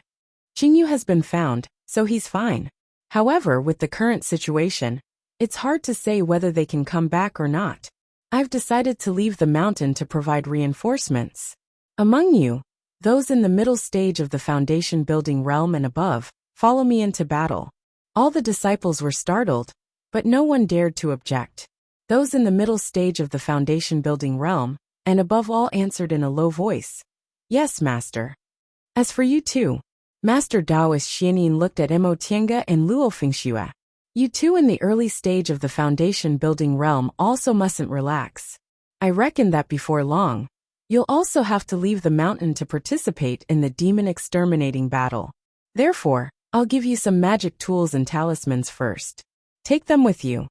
Yes, Master. Emotienga and Luo Fengxue glanced at each other, then each took the magic tools and talismans from Master Daoist Xuanin. After listening to his admonishment for a while, they finally left Master Daoist Xuanin's cave. The two of them walked in silence for a while. Finally, Emotienga said hesitantly, Senior Martial Sister Luo, do you have any way to inquire about the specific situation? Luo Fengxue asked absent-mindedly, what kind of information do you want to inquire about? One of them is Big Brother Yi, whom you also know. The other one is Senior Martial Brother Qin. Last time, Senior Martial Brother Qin said he also wanted to go to battle, but I haven't heard any news from him. Luo Fengxue said, your Senior Martial Brother Qin will definitely be fine, but it's hard to say for Senior Martial Brother Yi. Rest assured, I'll go to the steward's hall and ask the other senior martial brothers and sisters. How can you be so sure? Of course. Luo Fengshue's eyes shifted. Senior martial brother Qin's identity is special. He definitely won't be allowed to participate in dangerous matters. Besides, there's also martial uncle Shoujing. That's true. That being said, Mo Tiange still felt uneasy. In any case, Yi Jingwen advanced into the foundation building realm many years ago, and was now in the middle stage of the foundation building realm. Qin Shi, on the other hand, advanced only a few years ago. Most likely, his realm hadn't even stabilized yet, let alone his divine abilities. Even if he had a lot of treasures on him, without a cultivation level, it would all be in vain. However, she didn't have to worry for long, because not long after martial uncle Xianyin left the mountain, she received a notice to leave the mountain with Luo Fengxue to provide support. Chapter 108. Mo Tiange frowned as she stared at the billowing smoke and dust below. She had never thought that there would be such a chaotic scene outside. The fleeing crowd was chased by low-level demonic beasts. Those who couldn't escape in time were caught up by the demonic beasts. They were either torn to a bloody pulp or swallowed whole. All of a sudden, she clenched her fists and bit her lips. In the end, she still retained some of her rationality and looked at Master Taoist Sushin. Martial Uncle Sushin? Taoist Master Sushin was a woman with a cold expression. At this moment, she raised her hand and shot a horsetail whisk at the demon beast below. Upon seeing this, Mo Tiange and the others attacked one after another. Blood splattered everywhere, and limbs flew everywhere. These were all low-level demonic beasts, and with a few dozen of them taking action, they were immediately cleaned up. Mo Tiange wiped the blood off her hand, then glanced at Luo Fengxue. Luo Fengshue's complexion was a bit pale. She whispered, "How could this be?" Mo Tiange saw that Luo Yunyang was trembling. She knew Luo Yunyang had been a disciple of a famous cultivation group since she was a child, and had never experienced such a bloody scene. Mo Tiange held Luo Yunyang's hand and said, "Senior martial sister Luo, let's just kill the demonic beast." Luo Fengxue finally regained her composure after a long time. She shook her head and said, "Don't worry, I can adapt." He then smiled bitterly. In fact, our Xianqing school has always been prepared for danger in times of peace. Most of our disciples have experience fighting. It's just that I like doing chores, so I never thought there'd be a day when I'd need to fight by myself. Alas, I've indulged myself too much. Most of these people were mortals who lived in a certain city or a certain clan. Now that they were saved, they all knelt down and kowtowed. There were even some who begged bitterly to be brought to a safe place. Feeling a bit sad, Mo Tiange turned to look at Master Taoist Sushin. Master Taoist Sushin shook her head and said, "We have other important matters to attend to. We can't delay any longer." Mo Tiange knew what Master Taoist Sushin said wasn't false. Their group only had about 20 people in total. If they sent these mortals away and came back later, they wouldn't know how long they'd have to drag things out. The longer they arrived one day later, the more difficult the situation would be. Since it was beyond his power, there was no need to force it. However, someone shouted, "Uncle Master, if we don't do anything, these mortals will probably die." Master Taoist Master Sushin glanced at that person coldly. Although our Tao school scrupulously abides by the rules, we still need to weigh the consequences. If these mortals leave Kunwa Mountain as soon as possible, they'll be able to keep their lives. Let's go. As he spoke, he controlled his flying magic treasure and instantly left this place. The immortal path was not heartless, but there was a limit to it. Mo Tiange sighed inwardly but didn't say anything. Several days later, they finally arrived at their destination. Mount Taikong had a great mountain-protecting formation. The demonic beasts once suffered losses from this heaven and earth life-killing formation, so they didn't dare to attack directly. Instead, they kept harassing the small cultivation groups and clans attached to Xianqing School in the vicinity of Mount Taikong. It was precisely because of this that Xianqing School couldn't stay out of this matter. Many of the disciples and resources of big cultivation groups came from these cultivation clans and small cultivation groups. Without them, half of Xianqing School's foundation would be ruined. Before she left the mountain, Mo Tiange already knew that the war in West Kunwu was mainly happening at Luoyan Cliff. Most of those cultivation clans and small cultivation groups had also moved there. From afar, everyone could see that there was a large array set up on the cliff. Within the array, there were tents all over the mountain. Master Taoist Sushin looked at this scene with a deep frown on her face. She led them to stop outside the array. A group of patrolling cultivators came over and respectfully saluted them. May I ask Senior Xianqing School's Taoist name? Master Taoist Sushin's disciple stepped forward and answered. My master's Taoist name is Sushin. We came to help under the orders of the sect. Oh, so it's Master Taoist Sushin. Sorry for not coming out to greet you. I'm Hong Yuan from the Shangqing sect, currently responsible for patrolling Luoyan Cliff. Please show me your sect identity tablet. Please forgive me if I offended you in any way. Hong Yuan was polite, but he didn't forget his duty.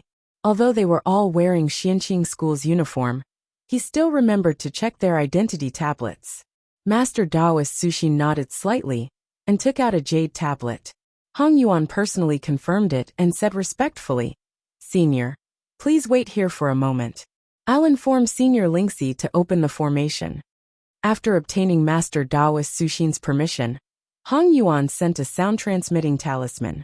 Before long, a core formation cultivator, wearing Xianqing School's uniform, came over with several disciples. He said happily, Senior Martial Sister Sushin, you're also here. Master Taoist Sushin still looked cold, but her gaze softened a bit. Junior Martial Brother Lingxi, how's the situation? Mo Tiange hadn't seen this Master Taoist Lingxi before, but he still looked young, so he must be a talented person. Master Taoist Lingxi said, Senior Martial Sister, please come in first. We'll talk about the details later. He then let everyone into the formation. The disciples behind him arranged for the foundation building cultivators, while he welcomed Master Taoist Sushin into the big tent. Mo Tiange and Luo Fengxue listened to their respective arrangements, but Master Taoist Sushin was stunned when she entered the tent. There were more than 20 cultivators sitting inside the tent, all of whom were in the core formation realm. Most of them belonged to Xianqing School, but there were also some cultivators from small cultivation groups attached to Xianqing School. This was probably the majority of Xianqing School's cultivators participating in the battle. Why did they gather here? Junior Martial Sister Sushin, you're also here. Master Taoist Xianin sighed when he saw her. Including Sushin, Clear Spring Peak had a total of 7 core formation cultivators. 4 of them were already here, and the number of cultivators from the other peaks was also about the same. Thus, half of Xianqing School's core formation cultivators were already involved in this demonic beast riot. After greeting everyone, Master Taoist Sushin went to sit next to Master Taoist Xianin. Senior Martial Brother Xianin, how's the situation now? Master Taoist Xianin shook his head. Several core formation cultivators died several days ago. What? Master Taoist Sushin frowned and glanced around. 7 or 8 core formation cultivators from Xianqing School weren't here. What about Junior Martial Brother Qing Yuan and Junior Martial Brother Shoujing? Master Taoist Xianin said. Junior Martial Brother Qing Yuan went out to carry out a mission. Junior Martial Brother Shoujing, he paused. Master Taoist Sushin anxiously asked, what's wrong? Junior Martial Brother Shoujing is missing. Master Taoist Xianin furrowed his brows. During the battle a few days ago, Junior Martial Brother Shoujing fought against a 7th rank Radiant Beast. Since then, we haven't been able to contact him. There are also other core formation cultivators, but some of them are missing. We're currently discussing this matter. Missing? Master Taoist Sushin shook her head and said calmly, although a 7th rank Radiant Beast is equivalent to a late-stage core formation cultivator, Junior Martial Brother Shoujing has always been quick-witted and has magic weapons to escape, so his life shouldn't be in danger. I'm afraid he's injured and is hiding somewhere to recuperate. That's what I think too. Master Taoist Xianin nodded, but the worry on his face didn't diminish. It's just that the current battle situation is really bad. Junior Martial Brother Shoujing is still outside, so I'm still worried. Master Taoist Sushin nodded. After a while she asked, Senior Martial Brother Xianin, how strong are the opponents? We have so many core formation cultivators, but we actually can't gain the upper hand. Master Taoist Xianin smiled bitterly. The opponents have 5 or 6 7th-ranked demonic beasts, plus more than a dozen 6th and 5th-ranked demonic beasts. They outnumber us, and their cultivation levels are also slightly higher. This is really. They actually have so many 7th-ranked demonic beasts? Master Taoist Sushin was shocked. 7th-ranked demonic beasts were equivalent to late-stage core formation cultivators, but there weren't many late-stage core formation cultivators among them. Exactly, it's very troublesome. Master Taoist Xianin shook his head. What? Emo Tiange, who was staying in the temporary tent, was shocked when she heard the news Luo Fengxue inquired about. Luo Fengxue continued to say, I heard Martial Uncle Shoujing was fighting a 7th-ranked demonic beast, but he lost contact with him later. It's been 7 or 8 days now. Emo Tiange stopped what she was doing and sat down. What about Senior Martial Brother Qin? He's also missing. Luo Fengxue glanced at her. Don't worry. Didn't you say no news is good news? Emo Tiange sat in a daze for a while then asked. Have they looked for him? I only heard that Martial Uncle Qing Yuan might have gone to look for Martial Uncle Shoujing. There's still no news, so I'm not sure. Emo Tiange no longer said anything. She held her breath in her heart. She really couldn't let it go, but her reason told her that she couldn't help in this matter, and being anxious would be useless. She stood up, thought about it, then sat down again. After repeating this several times, Luo Fengxue finally couldn't stand it anymore. Calm down. With Martial Uncle Shoujing's cultivation level, he'll be fine. I'm not talking about Martial Uncle Shoujing. Emo Tiange closed her eyes and took a deep breath, but she realized it was futile. Her chest was still thumping. She wanted to rush out, but she didn't know what to do. Luo Fengxue looked pensive. After staring at her for a long time, she suddenly said, Do you like Senior Martial Brother Qin? Emo Tiange was stunned. She shook her head. No. If you don't, why are you in such a hurry? I'm just worried. You don't like him, so what are you worried about? Luo Fengxue frowned and said sternly, Tiange, I advise you that if you really have such thoughts, you should control your heart. I know. Emo Tiange sat down dejectedly. She covered her face and said, I admit I used to, but I know what you want to say. I can also swear that I don't have any delusions right now. I just regard him as a friend. If the one who went missing today was Big Brother Yi or you, I'd also be worried. Luo Fengxue was silent for a long time before she sighed softly. All right, I won't say much, although I think you definitely don't know. Know what? Right after she finished speaking, a voice came from outside. Soon afterward, a woman lifted the curtain and walked in. Eldest Martial Sister. Upon hearing Luo Fengshue's greeting, Emo Tiange looked up and saw Han Qingyu looking at them with a smile. She hastily stood up and said, Senior Martial Sister Han. Han Qingyu looked like an amiable and gentle woman. Although she wasn't very beautiful, she was very likable and always had a smile on her face.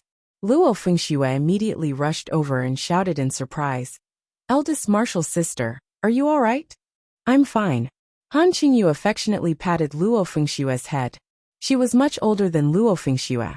According to seniority in the secular world, she was old enough to be Luo Fengshue's great-grandmother. She watched Luo Fengxue grow up and treated her like a junior. After comforting Luo Fengxue, Han Qingyu turned around and said to Emo Tiange with a smile, Tiange, I haven't congratulated you on building your foundation. You must be tired from the journey, right? Emo Tiange smiled and said, Thank you, Senior Martial Sister Han. It's great that you're all right. We were all very worried. Han Qingyu gracefully smiled and sat down. She then softly reprimanded Luo Fengxue. Fengxue, in the future, you can't say this kind of thing carelessly. There are a lot of people here. Who knows who might hear you? Luo Fengxue nodded obediently. I understand, Eldest Martial Sister. Han Qingyu smiled and nodded. She then turned around and said to Emo Tiange, I came to see you and tell you about the current situation. Perhaps you'll soon have to face demonic beasts, so you can be mentally prepared.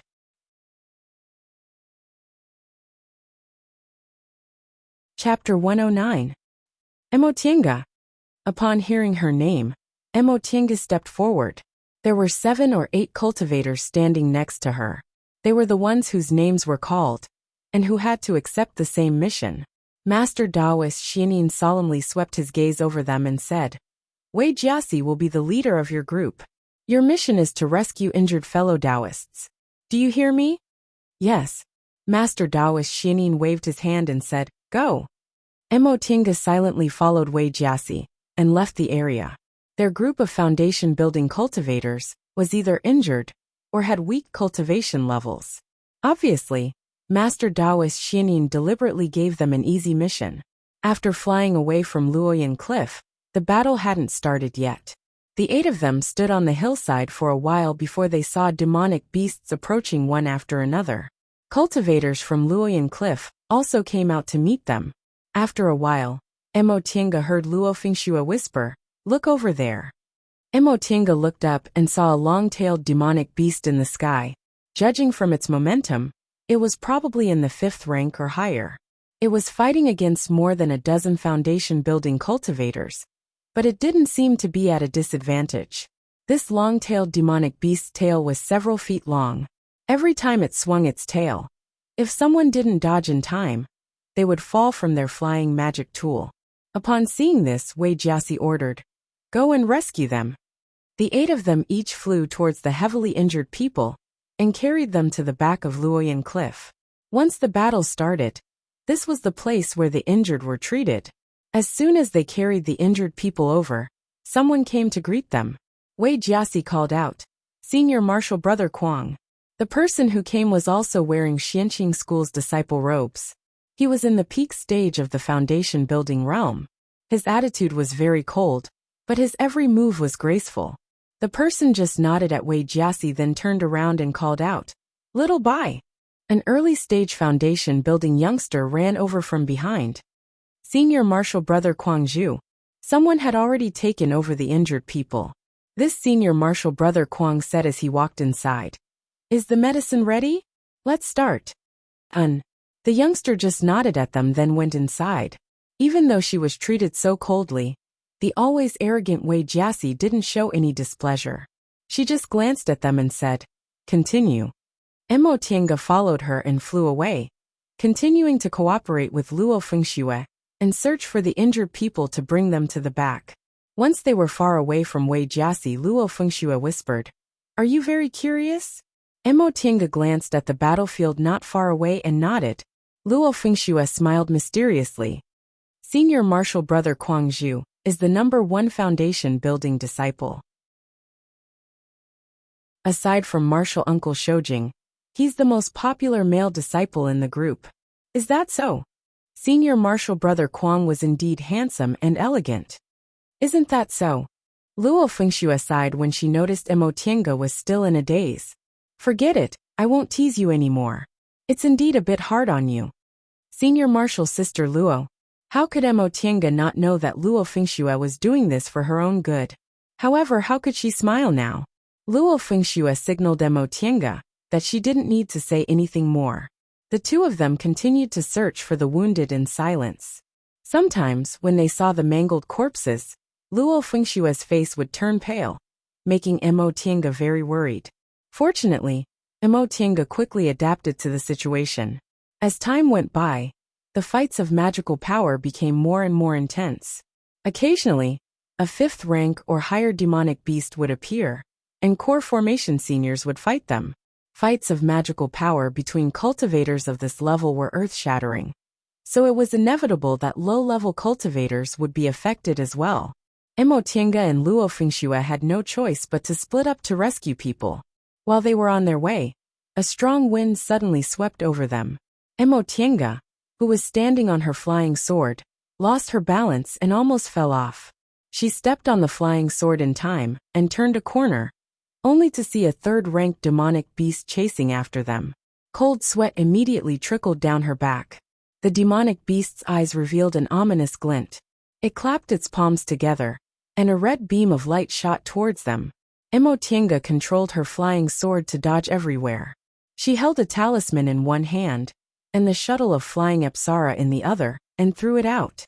The shuttle of flying Apsara turned into a golden light, then into a thin ray of light, flying towards the demonic beast in a dense formation. A third-ranked demonic beast was equivalent to a middle-stage foundation-building cultivator.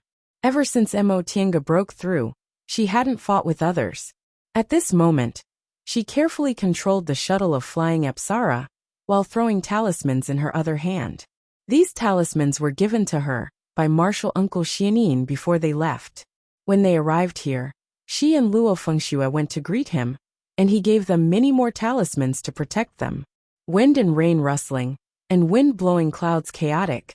Several high-level wind element talismans were thrown at the demonic beast, forcing it to take a few steps back. Emotienga immediately withdrew the shuttle of flying Apsara, and controlled her flying sword to flee at full speed.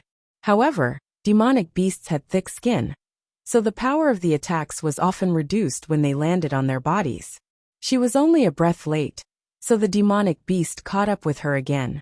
Emotienga turned her head to look around. The fight was in full swing, so no one came to help her. Moreover, the demonic beast was extremely fast. Just as it was about to catch up, she raised her hand and released the shuttle of flying Apsara again.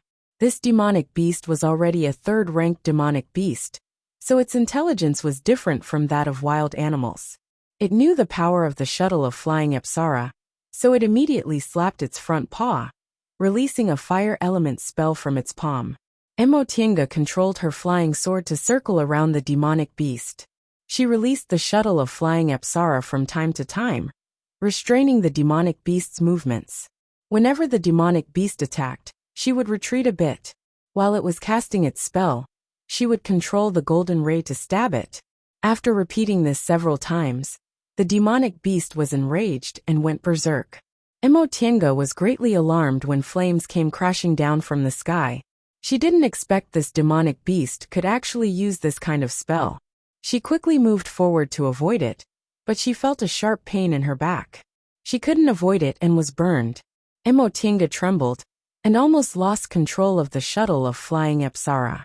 Just as the demonic beast's huge paw was about to hit her again, a flying sword suddenly flew from the side and firmly pierced the demonic beast's head. The demonic beast cried out in pain. Emotienga seized this opportunity and withdrew the shuttle of flying Apsara. All the golden rays pierced the demonic beast's head. She then pointed her finger, and the golden rays broke through its body. The demonic beast roared and finally fell to the ground. Emotienga turned her head and saw Wei Jiaxi's cold figure. "Thank you, Senior Martial Sister Wei." Emotienga cupped her hands gratefully. Wei Jiaxi humped softly but didn't answer. Instead, she turned around and left. Emotienga couldn't help but smile bitterly. Although she saved her, this Senior Martial Sister Wei still hated her. However, as she watched Wei Jiaxi's back, Emotienga gradually frowned. This direction, Emotienga didn't have time to think carefully. Ignoring the pain in her back, she followed Wei Jiaxi. When she was fighting the demonic beast just now, she had already left the main battlefield. She originally thought Wei Jiaxi just happened to pass by, but now it seemed that this wasn't the case. Although she seemed to be chasing a demonic beast, Emotienga knew Wei Jiaxi was in charge of treating the injured, so she didn't need to do this. After walking for a short distance, Emotienga saw Luo Fengshue's figure. After thinking for a moment, she sent her a sound-transmitting talisman. Luo Fengxue received the sound-transmitting talisman. She looked up and found Emotienga's location, then flew over. "What's the matter, Tienga?" Emotienga pointed in the distance and said, "Look, it's Senior Martial Sister Wei." Luo Fengxue glanced at her, but still didn't understand. "What's wrong with Senior Martial Sister Wei? Look at the direction she's going." Luo Fengxue turned her head and carefully observed for a while. Her expression suddenly changed. "Senior Martial Sister Wei is leaving." Emotienga nodded.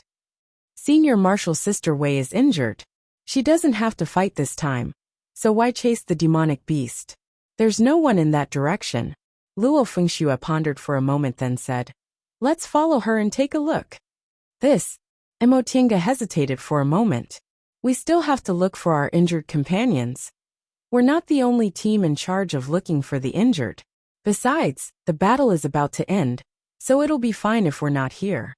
Emotienga looked around and confirmed that the outcome of the battle had already been decided. She nodded and said, "All right." The two of them then restrained their breaths and followed Wei Jiasi at a leisurely pace. After crossing several low peaks and entering a dense forest, Wei Jiasi's flying sword suddenly sped up, blocking the path of a second-ranked demonic beast that was running ahead of them. A small flag appeared in her hand. She waved the flag, and with a thunderous sound, the demonic beast in front of her fell down in an instant. Emotienga and Luo Fingxue glanced at each other. Both of them were even more certain that Wei Jiasi was clearly capable of killing this demonic beast, yet she kept chasing it through the forest. There was definitely a problem. Sure enough, after she killed the demonic beast, she didn't turn back. Instead, she continued to move forward. Her speed was so fast that the two of them almost couldn't keep up. The trees became denser and denser, and they went deeper and deeper into the forest. After an unknown amount of time, Wei Jiasi finally stopped. She looked around, seemingly looking for something. "This won't do," Luo Fingxue said in a low voice. "This place is very far from Luoyan Cliff. It's too dangerous. We have to call second martial sister back first." Emotienga quickly pulled her back. "But if you call her back now, we won't know what she wants to do." Luo Fingxue stared at Emotienga with bright eyes and asked seriously, "Tienga, are you suspecting that second martial sister is?" "Of course not." Emotienga interrupted her with a conflicted expression. "Senior martial sister Wei just saved me.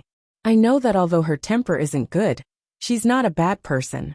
However, her current behavior is really too strange."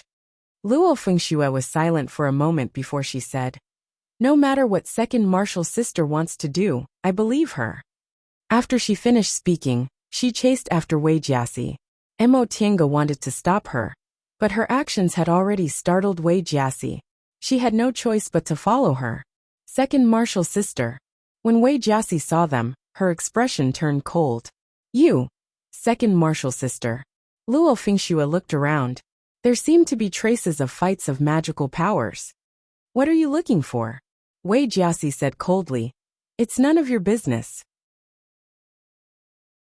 Luo Fingxue suddenly turned around and stared at Wei Jiasi. "Second martial sister, are you looking for martial uncle Shoujing?" When she said this, not only Wei Jiasi, but Emotienga was also shocked. Luo Fingxue said slowly, "I heard that martial uncle Shoujing disappeared in this direction a few days ago. At that time, he told you foundation building disciples to go back first. There were also traces of fights of magical powers here, so I guessed you must be looking for martial uncle Shoujing." Wei Jiasi's expression changed. In the end, she clenched her teeth and said, "What I want to do is none of your business. Fingxue, go back." "I won't go back." Luo Fingxue stared at her resolutely. "Second martial sister, wake up. Martial uncle Shoujing is completely different from us. Some things can't be done just because you want to." Wei Jiasi humphed. "I don't want to do anything. If you don't want to do anything, then come back with us. Martial uncle Shoujing's whereabouts are naturally in martial uncle Qingyuan's hands. What's the use of you sneaking out? Even if martial uncle Qingyuan can't find him, can you?" Perhaps because Luo Fingxue's accusing tone angered her, anger appeared on Wei Jiasi's face. "I told you, it has nothing to do with you. Then martial uncle Shoujing also has nothing to do with you." Luo Fingxue showed no mercy. "Second martial sister, you're such a proud person. So why can't you see past this? Think about it yourself. Your aptitude isn't worse than eldest martial sister's. Eldest martial sister entered the late stage of the foundation building realm 10 years ago.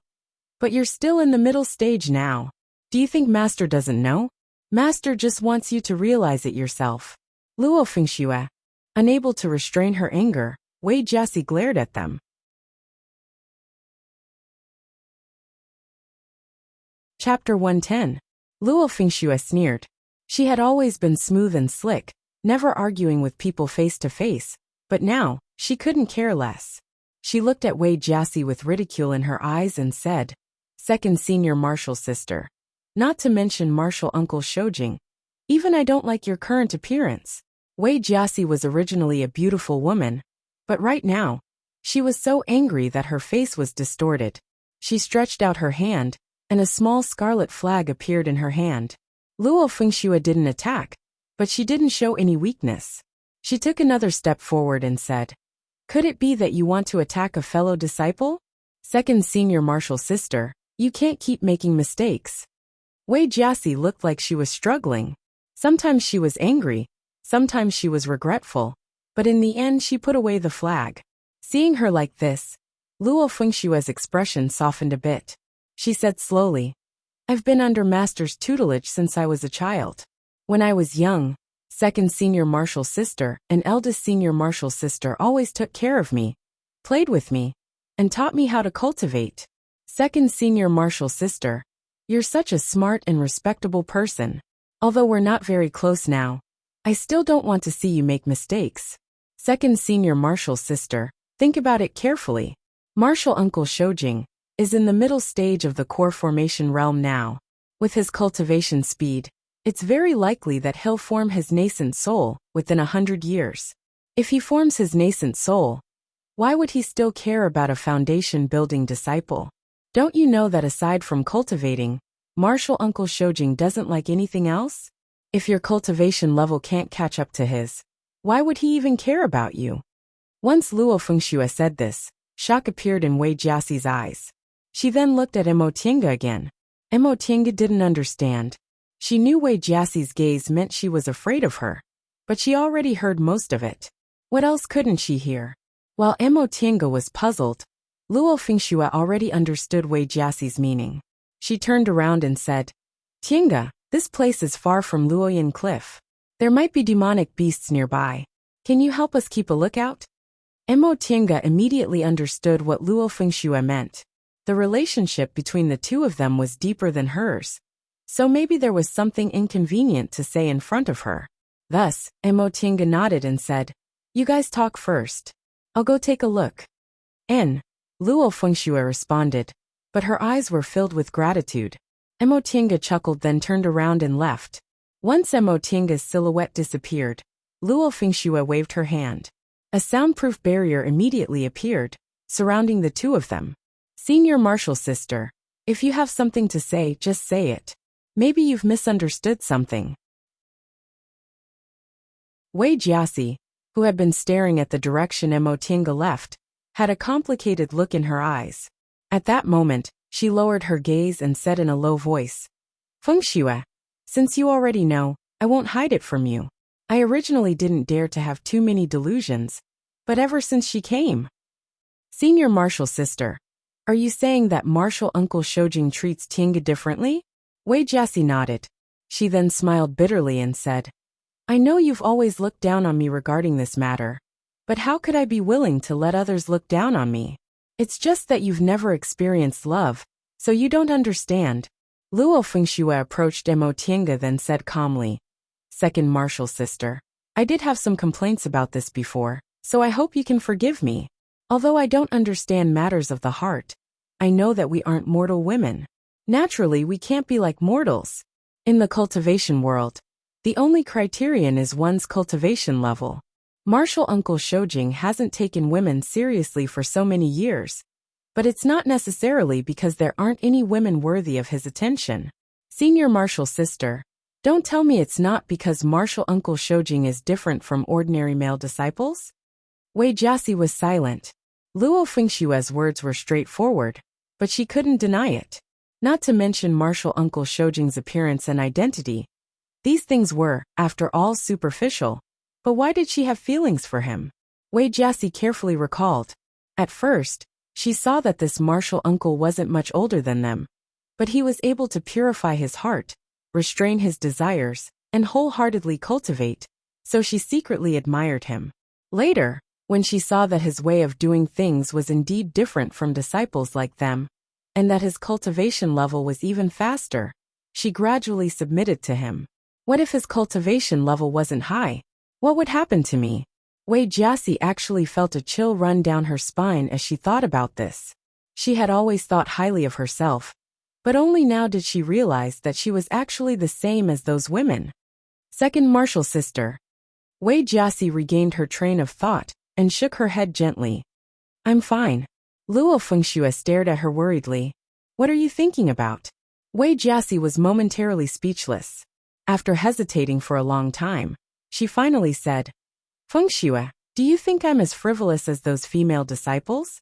Because martial uncle is young and has a high cultivation level, so it's nothing. Luo Fengxue smiled and said, Martial Uncle Shoujing's way of doing things is indeed very different from senior martial brothers, so he's naturally likable. Senior martial sister, you know that I don't really like cultivating, but I'm very interested in wielding power. That's why I can see things clearly. You're the smart one. Wei Jiaxi looked at the direction Mo Tiange left and asked in a low voice, Fengxue, you've always been close to her. Do you know if martial uncle really? Before Wei Jiaxi could finish, Luo Fengxue shook her head and said, Second martial sister, don't think too much. I don't believe martial uncle Shoujing has any feelings for Tiange. But why did martial uncle hide his identity from her? Luo Fengxue also looked puzzled. I think martial uncle Shoujing must have his own intentions. But if he really had any intentions, why did he let Tiange cultivate with us? I saw some of the treasures on her body indeed belonged to martial uncle. However, even though martial uncle Shoujing's concocting skills are superb, I've never seen any medicinal pills on Tiange. Her disciples' rations are the same as ours. It's just that Grandmaster bestowed some things to her. Wei Jiaxi was silent for a long time before Luo Fengxue said, Second martial sister, don't be suspicious of Tiange. Ever since she came, I've been with her, so I know everything about her. I'll tell you the truth. She's actually the same kind of person as martial uncle Shoujing. She has a firm will and wholeheartedly cultivates. Right now, she doesn't have any intentions, but if you're still like this, she'll definitely leave you behind in the future. At that time, martial uncle Shoujing might really look at her in a different light. Wei Jiaxi looked shocked as she stared at Luo Fengxue. Luo Fengxue smiled bitterly and said with a sigh, Senior martial sister, don't think I'm just trying to scare you. Tiange has been here for a long time, and she's the closest to me. I don't have any other skills, but I've always been very good at judging people. With Tiange's temperament, it's only a matter of time before she reaches the peak stage of the foundation building realm. Right now, she's Grandmaster's registered disciple. As long as Grandmaster takes good care of her, why would she need to worry about not being able to form her gold core? Martial uncle Shoujing's talent is outstanding. In Xianqing School, the only core formation martial uncle, who's the same age as him, is martial uncle Lingxi. But martial uncle Lingxi is a man. If martial uncle Shoujing really forms his nascent soul within 100 years, and he wants to perform dual cultivation, where would he find a suitable nascent soul cultivator? At that time, he'd probably only be able to choose female cultivators in the core formation realm. And they'd also have to be female cultivators, with hopes of forming their nascent soul. Second martial sister, if you don't form your gold core, you won't have any hope. At this point, Wei Jiaxi already understood that she'd taken the wrong path. Without a cultivation level, martial uncle Shoujing wouldn't even spare her a glance. If she couldn't form her gold core, she'd be left behind. Alas, all these years, she'd actually cast aside her most important cultivation level and neglected the essentials to pursue trifles. Fengxue, thank you. Wei Jiaxi suddenly felt as if she'd been enlightened. She suddenly felt relaxed. All these years, she'd been carrying her feelings on her back, but she didn't dare to let others know. She couldn't abandon them, couldn't bear to part with them. Even her pride and self-esteem had been lost in this difficult pursuit, but she'd forgotten the source of her pride and self-esteem. Without a cultivation level, what right did she have to be proud? What right did she have to make others look at her differently? Upon hearing what Wei Jiaxi said, Luo Fengxue heaved a sigh of relief. Her taut nerves finally relaxed. This place was far from Luoyan Cliff, and there were many demonic beasts in the dense forest. She'd actually been worried. But Wei Jiaxi hesitated. Martial uncle Shoujing has disappeared. I didn't come here because I was delusional, but my heart is really restless. Second martial sister, Luo Fengxue said anxiously, you're really not as good as Tiange. Tiange is also worried. but she knows her own limits. She's wholeheartedly waiting for Martial Uncle Qingyuan's news. If she acted like you, wouldn't she be giving Master more trouble? Wei Jiaxi suddenly frowned. What do you mean? Didn't you say Tiange doesn't have? Luo Fengxue realized she said the wrong thing, but she still said calmly. She thinks it's Senior Marshal Brother Qin. But Senior Marshal's sister don't think too much. Tiange only thinks of him as a friend. Is that so? Before she could finish speaking, she suddenly took out her flying sword and took out her magic tool. Second Marshal's sister. Luo Fengxue turned pale with fright. Wei Jiaxi didn't say anything. Her expression was cold and solemn, but a murderous intent emerged in her eyes. She raised her flying sword and the flag at the same time. Luo Fengxue hurriedly took out her own magic tool, but in the next moment, she heard a loud bang. She turned her head and was stunned. While controlling the flying sword, Wei Jiaxi chanted an incantation. Soon afterward, she pointed her spiritual aura at the flag. In an instant, the flag expanded and flashed with lightning. Fengxue, she shouted. Why are you in a daze? There are demonic beasts. Luo Fengxue finally regained her senses. She couldn't help but feel ashamed. She thought her senior marshal sister wanted to 5 second and 3rd rank demonic beasts. Sensing the breaths of demonic beasts approaching one after another, Luo Fengxue was shocked. The 2nd rank was the early stage of the foundation building realm, while the 3rd rank was the middle stage of the foundation building realm. One of them was in the early stage of the foundation building realm, while the other was in the middle stage of the foundation building realm. The difference in numbers was too big. Wei Jiaxi, who was standing on her flying sword, grabbed a few things and stuffed them into Luo Fengxue's hands. She said anxiously, Quick! I'll hold them off for a while. You go find Imo Tiange and run back with her. No, Senior Marshal sister, you're alone. Go quickly! Wei Jiaxi shouted. She glanced at the approaching demonic beasts and said anxiously, If you don't leave now, it'll be too late. You've just made a realm breakthrough, and you're not good at fights of magical powers. If you stay here, you'll only drag me down. Quickly go back and find someone to save her. But, halfway through her words, the breaths of demonic beasts were getting closer and closer. Senior Marshal sister, come with me. No, they're too fast.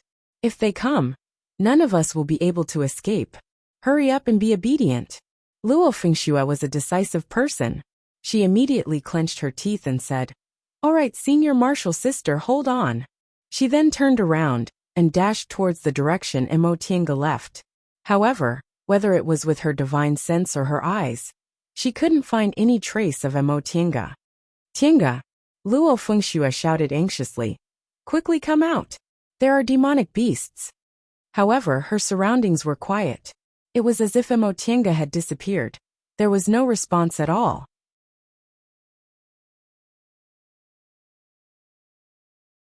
Chapter 111.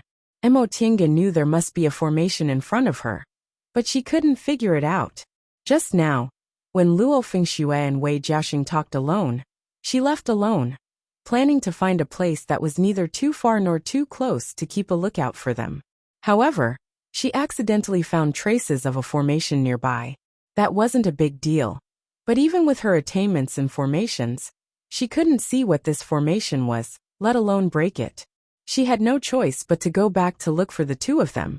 Unexpectedly, she had already fallen into a formation without realizing it and couldn't leave. Everything in front of her was white, as if she was in a fog. She couldn't see anything clearly. Imo Tiange pondered for a moment, then stopped moving. Instead, she sat cross-legged and spread her divine sense. Since she had entered the foundation building realm, she had explored several kilometers with her divine sense. Since this was a formation, this distance was enough to find the eye of the formation. However, just as she spread her divine sense, the fog around her seemed to be alive. It surged everywhere and blocked her divine sense. She opened her eyes and frowned deeply. No, this formation in front of me is so brilliant. It's definitely not laid by demonic beasts with low intelligence. Is there an expert or senior hiding here? A thought flashed through her mind. She thought of a possibility and shouted, Marshal Uncle Shoujing, is Marshal Uncle Shoujing here? Her voice slowly dispersed in the fog. Emotienga waited for a while, but she didn't hear a reply. Did she guess wrong? She thought for a moment, then slowly walked forward. This fog was like a cloud, so thick that it was almost solid. She only walked a few steps, but she found that it was the same everywhere. She couldn't tell the path and couldn't walk. At that moment, a faint light flashed. She moved sideways, and a lightning bolt fell on the ground next to her, leaving a scorched mark. Emotienga was shocked. She looked around vigilantly, but didn't find any other traces. Behind her, the fog gradually condensed into a human figure walking towards her. Emotienga trembled all over and lowered her body. This time, it was a flying sword stuck in the ground. She followed the direction of the flying sword and turned around. Shocked, she blurted out, "Second uncle." She saw a long-bearded old man in cyan clothes standing in the fog several feet away. It was Yi Zhang's appearance before he was injured. Nevertheless, in the next second, Emotienga became even more vigilant. She knew second uncle was already dead, so the person in front of her was definitely not second uncle. Could it be that this cloud could actually copy people from her imagination? She didn't have the time to think before Yi Zhang raised his hand and withdrew a jade disc. Emotienga broke out in a cold sweat when she saw this jade plate. This was second uncle's thick soil plate, which was refined by her father after he formed his gold core. Its power was extraordinary, but when they were escaping from Mount Yunwu, second uncle forcibly attacked. So this thick soil plate was already broken.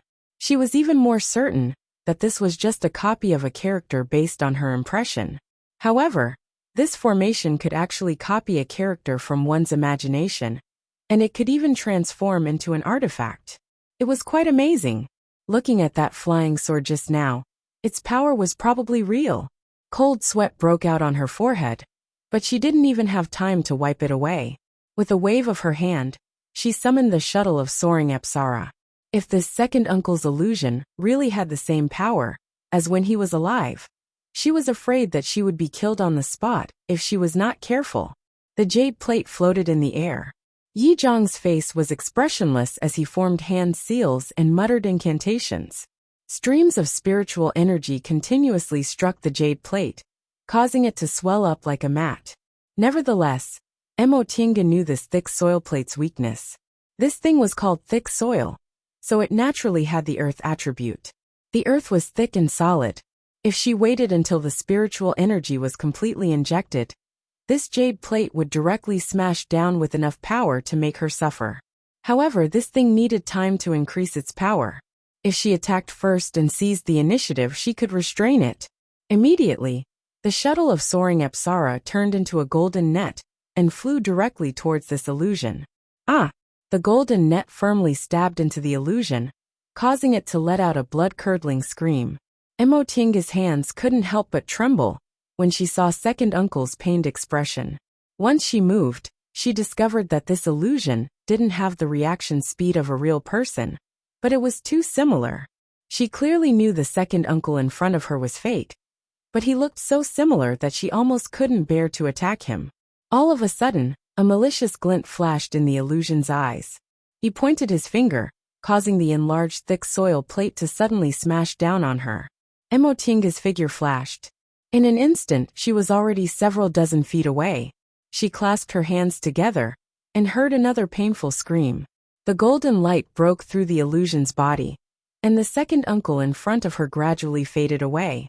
The thick soil plate also broke inch by inch and disappeared. Emotienga wiped the sweat on her face and slowly calmed down. A fake was a fake after all. Second uncle wouldn't look at her like that, and he also wouldn't attack her. She turned around and took 2 steps, but she was stunned again. A person stood several dozen feet away from her. He had handsome eyebrows and a gloomy expression. It was Qin Shi. Emotienga instantly released the shuttle of soaring Apsara. However, unlike second uncle, this Qin Shi illusion didn't react to her attack. Instead, he raised his hand, causing the golden light to converge and transform into the shuttle of soaring Apsara again. He caught it in his hand. Emotienga was shocked. Ever since she obtained the shuttle of soaring Apsara, she knew the power of this thing. When scattered, it could form a formation. When gathered, it could form a needle. It had form but no substance, and it could kill people without leaving a trace. She grasped the formation to control this thing, and refined it for a long time. So how could it be easily taken away by someone? But this was just a fleeting thought. Now wasn't the time to think about this matter. She fumbled in her Qianquan bag, and took out a flying sword and several small flying daggers. The flying daggers were originally the iron-teethed crocodile's fangs. After she built her foundation, she refined them into magic tools in Xianqing School's tool refining shop. Although they weren't very powerful, they were good for sneak attacks. The flying sword faced the enemy head-on, while the flying daggers launched a sneak attack from behind. She didn't use the shuttle of soaring Apsara. Instead, he took out a sword. It was the sword with an astonishing momentum she once saw. The sword was golden in color, and was covered in pulsating flames. The sword lightly swung, knocking her flying sword down. Then it flicked again, knocking all the flying daggers away. Emotianga was stunned. Although she still had magic tools on her, she hadn't refined them yet. Right now, she could only hurriedly take out several defensive talismans, and put them on her body. She also took out a wind spell talisman, and threw it out. By the time she finished doing all these, Qinxi's sword had already arrived. In an instant, it split into two into four into 8, all of which directly attacked Emotianga from different directions. Emotianga simply didn't have enough time to react. She could only watch helplessly as the sword pierced her body. However, she didn't feel the pain she expected. Instead, her body felt lighter, and the sword's might vanished in a flash. The Qinxi in front of her also gradually dissipated, and the shuttle of soaring Apsara fell. Emotianga was still in a state of shock. After thinking for a moment, she understood. The person was fake, and the surrounding environment was also fake, so the attack was also fake. It was just an illusion created by relying on spiritual aura fluctuations. She made up her mind and retrieved her flying sword, shuttle of soaring Apsara, and other things. She then sat down cross-legged and slowly recovered her spiritual aura. At this moment, a person once again appeared in front of her. It was the already dead Su Jingji. She didn't know who killed Su Jingji in the fight for the foundation building pill. After that, she was faced with a lot of problems, so she never thought about him again. Now that she saw Su Jingji, she couldn't help but feel her heart fluctuate. However, a moment later, she adjusted her state of mind. She closed her eyes and concentrated on adjusting her breath. She sensed Su Jingji's talisman flying towards her, but she didn't move. She was already in the foundation building realm now, so Su Jingji's attack was very weak. The moment the talisman came into contact with her body, it swayed and disappeared along with Su Jingji. After that, Morong Yan, senior martial brother Zhou, Luo Fingxue, and the others appeared one by one. Since Emotianga had already comprehended the mystery behind the talisman, she just pretended she didn't see anything and sat in meditation in silence. When she opened her eyes again, the scenery in front of her was no longer the indistinct sea of fog and clouds. Instead, it was a vast expanse of yellow sand and the scorching sun. Emotianga pondered for a moment, then stood up and looked around. Boundless yellow sand, the sun hanging high in the sky, and the fierce wind. It looked very much like the desert in the west of the celestial pole. She once again released her divine sense, but she discovered that it spread out without any hindrance. Feeling this, Emotianga was pleasantly surprised. She immediately closed her eyes and concentrated on exploring with her divine sense. Soon, a smile appeared on her face. The eye of the formation. She found the eye of the formation. After carefully sensing her surroundings, Emotianga opened her eyes and judged her direction. According to her divine sense, the eye of the formation was located about half a mile away. This distance was very reasonable. If she could reach the eye of the formation, she should be able to escape. The yellow sand under her feet was extremely soft. When she stepped on it, it sank up to her knees. Like walking on snow, every step was extremely difficult. She originally wanted to fly, but she discovered she couldn't fly in this place. She could only calm down and move forward one step at a time. The wind blew up the yellow sand, making whooshing sounds and fiercely hitting her face, making her feel extremely painful. The scorching sun shone on her body, making her feel like her whole body was burning. Emotienga was stunned when she sensed this. She was already a foundation-building cultivator now, so she was immune to heat and cold. Why did she feel uncomfortable being shone by the sun and hurt being hit by the gale?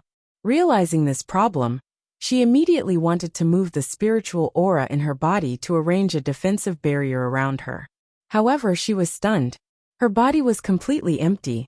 Whether it was her dantian or meridians, there was no spiritual aura at all. After standing for a while, Emotienga's face was covered in sweat. This formation actually turned her into a mortal. She wiped the sweat from her face and put her hand into her Qianquan bag. It was useless. Opening the Qianquan bag required a bit of spiritual aura. But now, she didn't even have this bit of spiritual aura. She couldn't use her Qianquan bag. She had nothing on her body, and she had no spiritual aura, so she couldn't cast a single spell. Now, she could only use her divine sense. However, her soul-refining technique hadn't reached its peak yet, so it was useless. After thinking for a while, she calmed down and continued to walk step by step towards the eye of the formation. In any case, if she found the eye of the formation, there would definitely be a turning point. After walking for a while with her head down, Emotienga turned around and saw that the sand and wind had gradually covered her footprints in the direction she came from. She closed her eyes again to sense her position, but what she saw shocked her once again. The distance of that position didn't change at all. She thought quickly, could it be that she didn't go out at all? But the footprints were real. Then could it be that the position changed? Thinking of this, her face couldn't help but turn pale. If that was the case, she didn't have the ability to resist at all. Calm down, Emotienga muttered in her heart. She then took a deep breath and began to think from the beginning. This formation was obviously an illusory formation, but it was a fact that she had no spiritual aura right now. How could she break this formation? There was no killing intent around her. The scorching sun, the yellow sand, and the gale were a kind of torment. This was either a trap or a test of her willpower. After thinking for a while, she clenched her teeth and continued to walk forward. If she didn't move, it would be a trap. But if she moved, she might have a chance to survive. Step by step, she didn't know how long she had been walking. Her vision started to blur, but her willpower remained firm, and she clenched her teeth. Her hands were so sore that she almost couldn't lift her legs. The wind became stronger, and the sun became hotter. Finally, her body went limp. She fell to the ground and passed out. After a long time, the sky seemed to be torn apart. A crack appeared, and a man wearing a Taoist robe floated in from the outside. He muttered in a low voice, "The little girl isn't bad. She actually persisted for this long. Aling, for your sake, I won't make things difficult for her."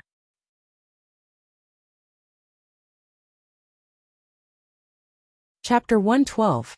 It was dark in front of her. Her primordial spirit was sleeping in her Dantian sea of consciousness. Emotienga vaguely heard some voices. "Aling, does this little girl really have your spiritual roots of the origin?" It was a man's voice.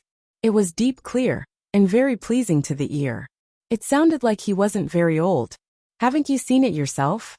Why are you asking me?" This voice was clearer and sharper. It should belong to a younger man. He sounded a bit impatient. Hearing this, the first person said, "I'm just asking." The man called Aling let out a humph. Right after that, Emotienga felt a powerful force rushing into her meridians. She couldn't help but moan, not because of pain but because of numbness. This force was extremely powerful. When it rushed into her meridians, she felt like her meridians were no longer under her control. However, this force was warm and made her feel very comfortable. Spiritual roots of the origin, pure constitution. Alas, I don't know if I should say she's lucky or unlucky, Aling muttered. What do you mean by lucky and unlucky? The first man was curious. Aling answered, You should know the cultivation method of spiritual roots of the origin.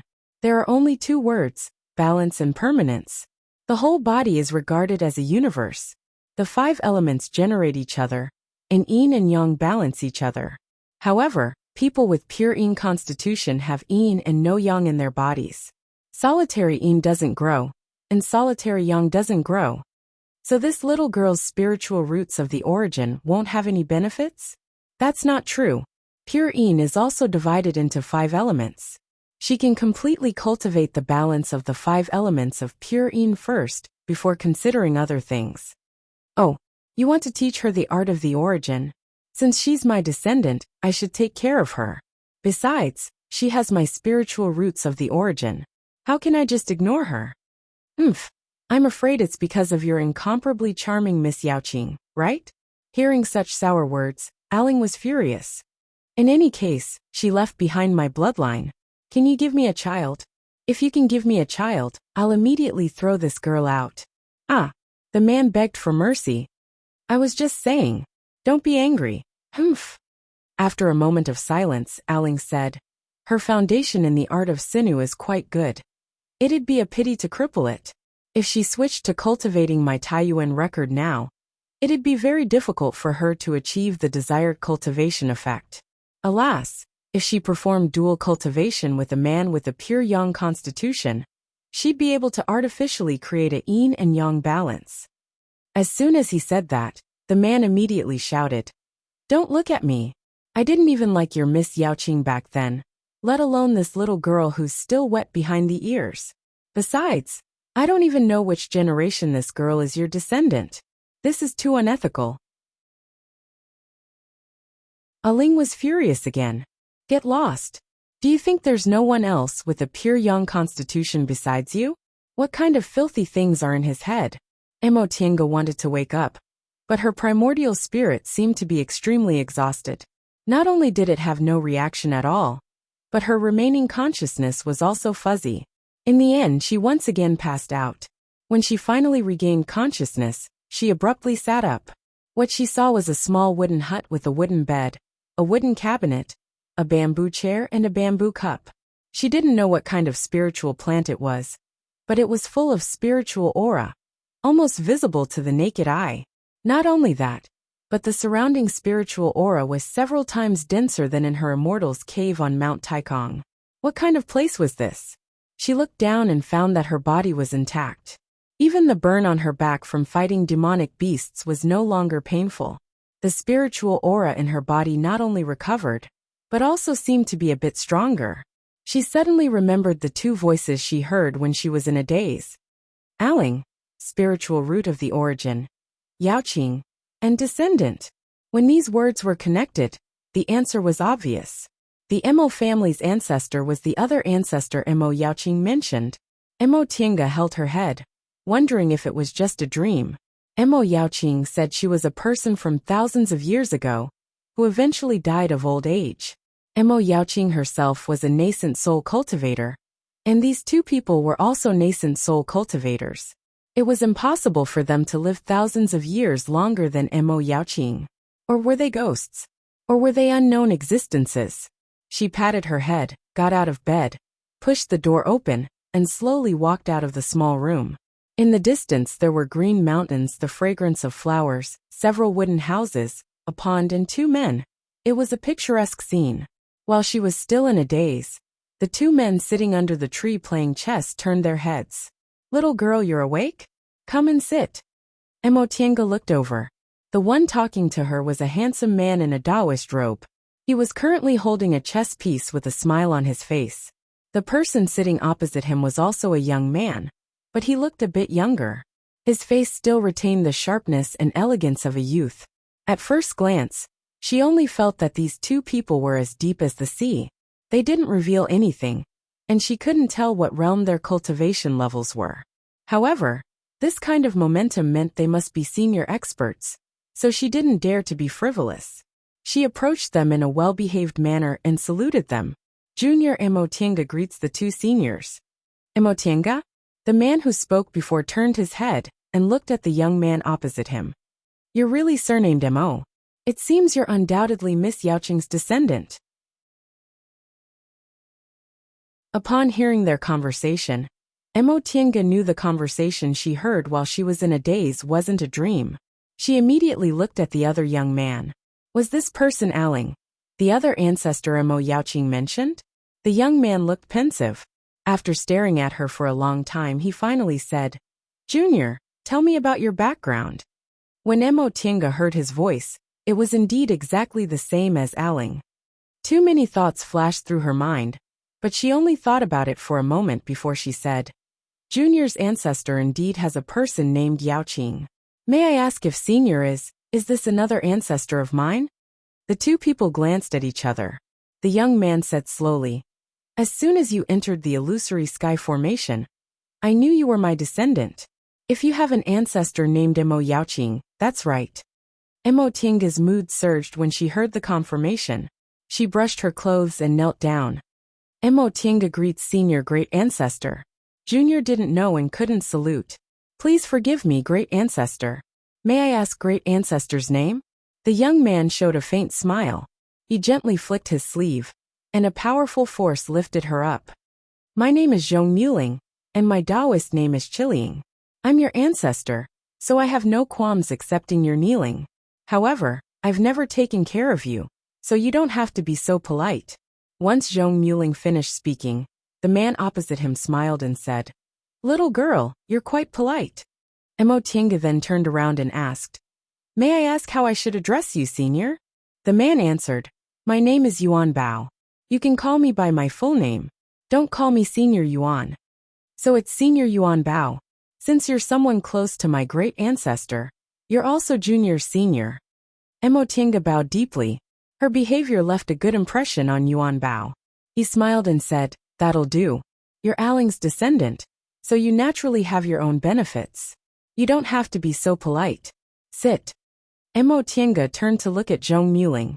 Seeing him nodding slightly, she finally sat down on another stone bench. A shocking thought appeared in her mind. And it was most likely true.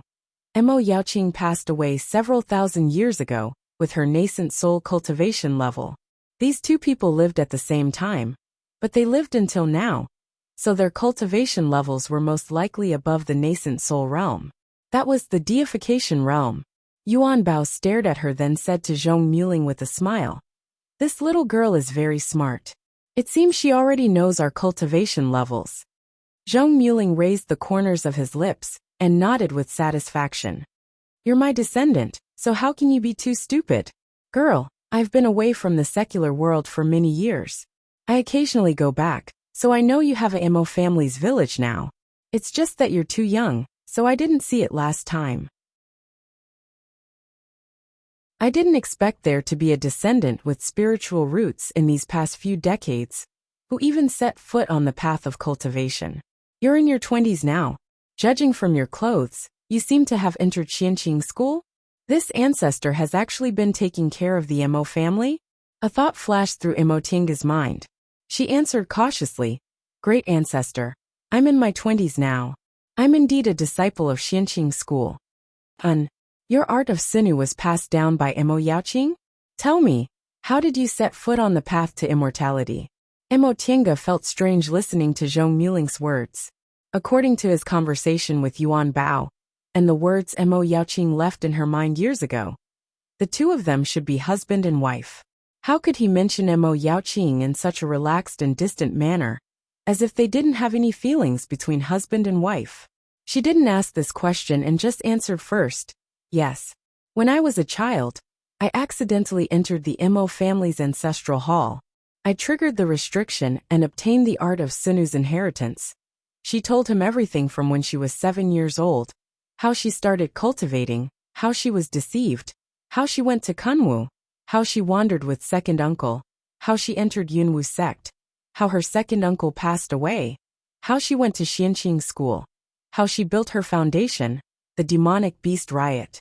When she finally finished talking, both Zhong Muling and Yuan Bao's expressions darkened. How can I, Zhong Muling, allow my descendant to be bullied? After a long time, Zhong Muling finally said this. He then turned to Mo Tinga and said, Take out the jade pendant that conceals your physique. Mo Tinga answered. She then reached for the jade pendant around her neck, untied it, and handed it over to Yuan Bao. Oh, this is an excellent spirit-concealing pendant. Taoist Yuan Bao was surprised. Zhong Muling nodded. It's really not easy for a core formation cultivator to refine this kind of magic weapon. I actually remember that brat who was trapped in the illusory sky formation a few days ago. Right. That person was also wearing Xianqing School's uniform, so he must have been Qin Shoujing. He's only 140 years old, but he's already in the middle stage of the core formation realm. Back then, although I also formed my gold core within 100 years, my talent was much higher than his. Zhong Muling said, he's different from you. That brat has a young spiritual bead inside his body, and he's completely unaffected by this illusory sky formation. It's clear that his willpower is strong. If his cultivation speed isn't fast, there would be no justice in this world. Young spiritual bead. Zhong Muling suddenly changed the topic and looked at Yuan Bao. Both of them had thoughtful expressions on their faces. Mo Tiange still couldn't understand what they were talking about. She only heard from their conversation that they seemed to have met martial uncle Shoujing, so she asked cautiously, Great Ancestor, Senior Yuan Bao, have you met martial uncle Shoujing? Is he all right? Zhong Muling turned around and nodded at her. That youngster should be the martial uncle Shoujing you mentioned. About half a month ago, he accidentally broke into the illusory sky formation and was injured. However, he finished healing his injuries a few days ago and left. At this point, he suddenly said with some anger, he actually thought the illusory sky formation was a place to heal his injuries. Humph. Yuan Bao smiled. That's because he's brave and thought we didn't have any bad intentions. Martial uncle Shoujing was indeed all right. Mo Tiange hesitated for a moment then asked. Then, was there a youngster beside him who looked a bit like him? Around 20 years old, early stage foundation building realm? I didn't see him. Zhong Muling didn't even think about it. He immediately shook his head and denied it. That'll do. Go write your art of Sinu first and let me watch. Leave this spirit-concealing pendant with me first. I'll see if I can refine it again. You're tuning in to the Li Mei's Sword of Destiny YouTube channel. We're so grateful for your support. And don't forget to subscribe to join us on this incredible journey through captivating stories. Your generosity through donations truly makes a world of difference, as it's the primary source of revenue that allows me to expand and enhance this channel for you. Thank you from the bottom of my heart for being a part of this adventure.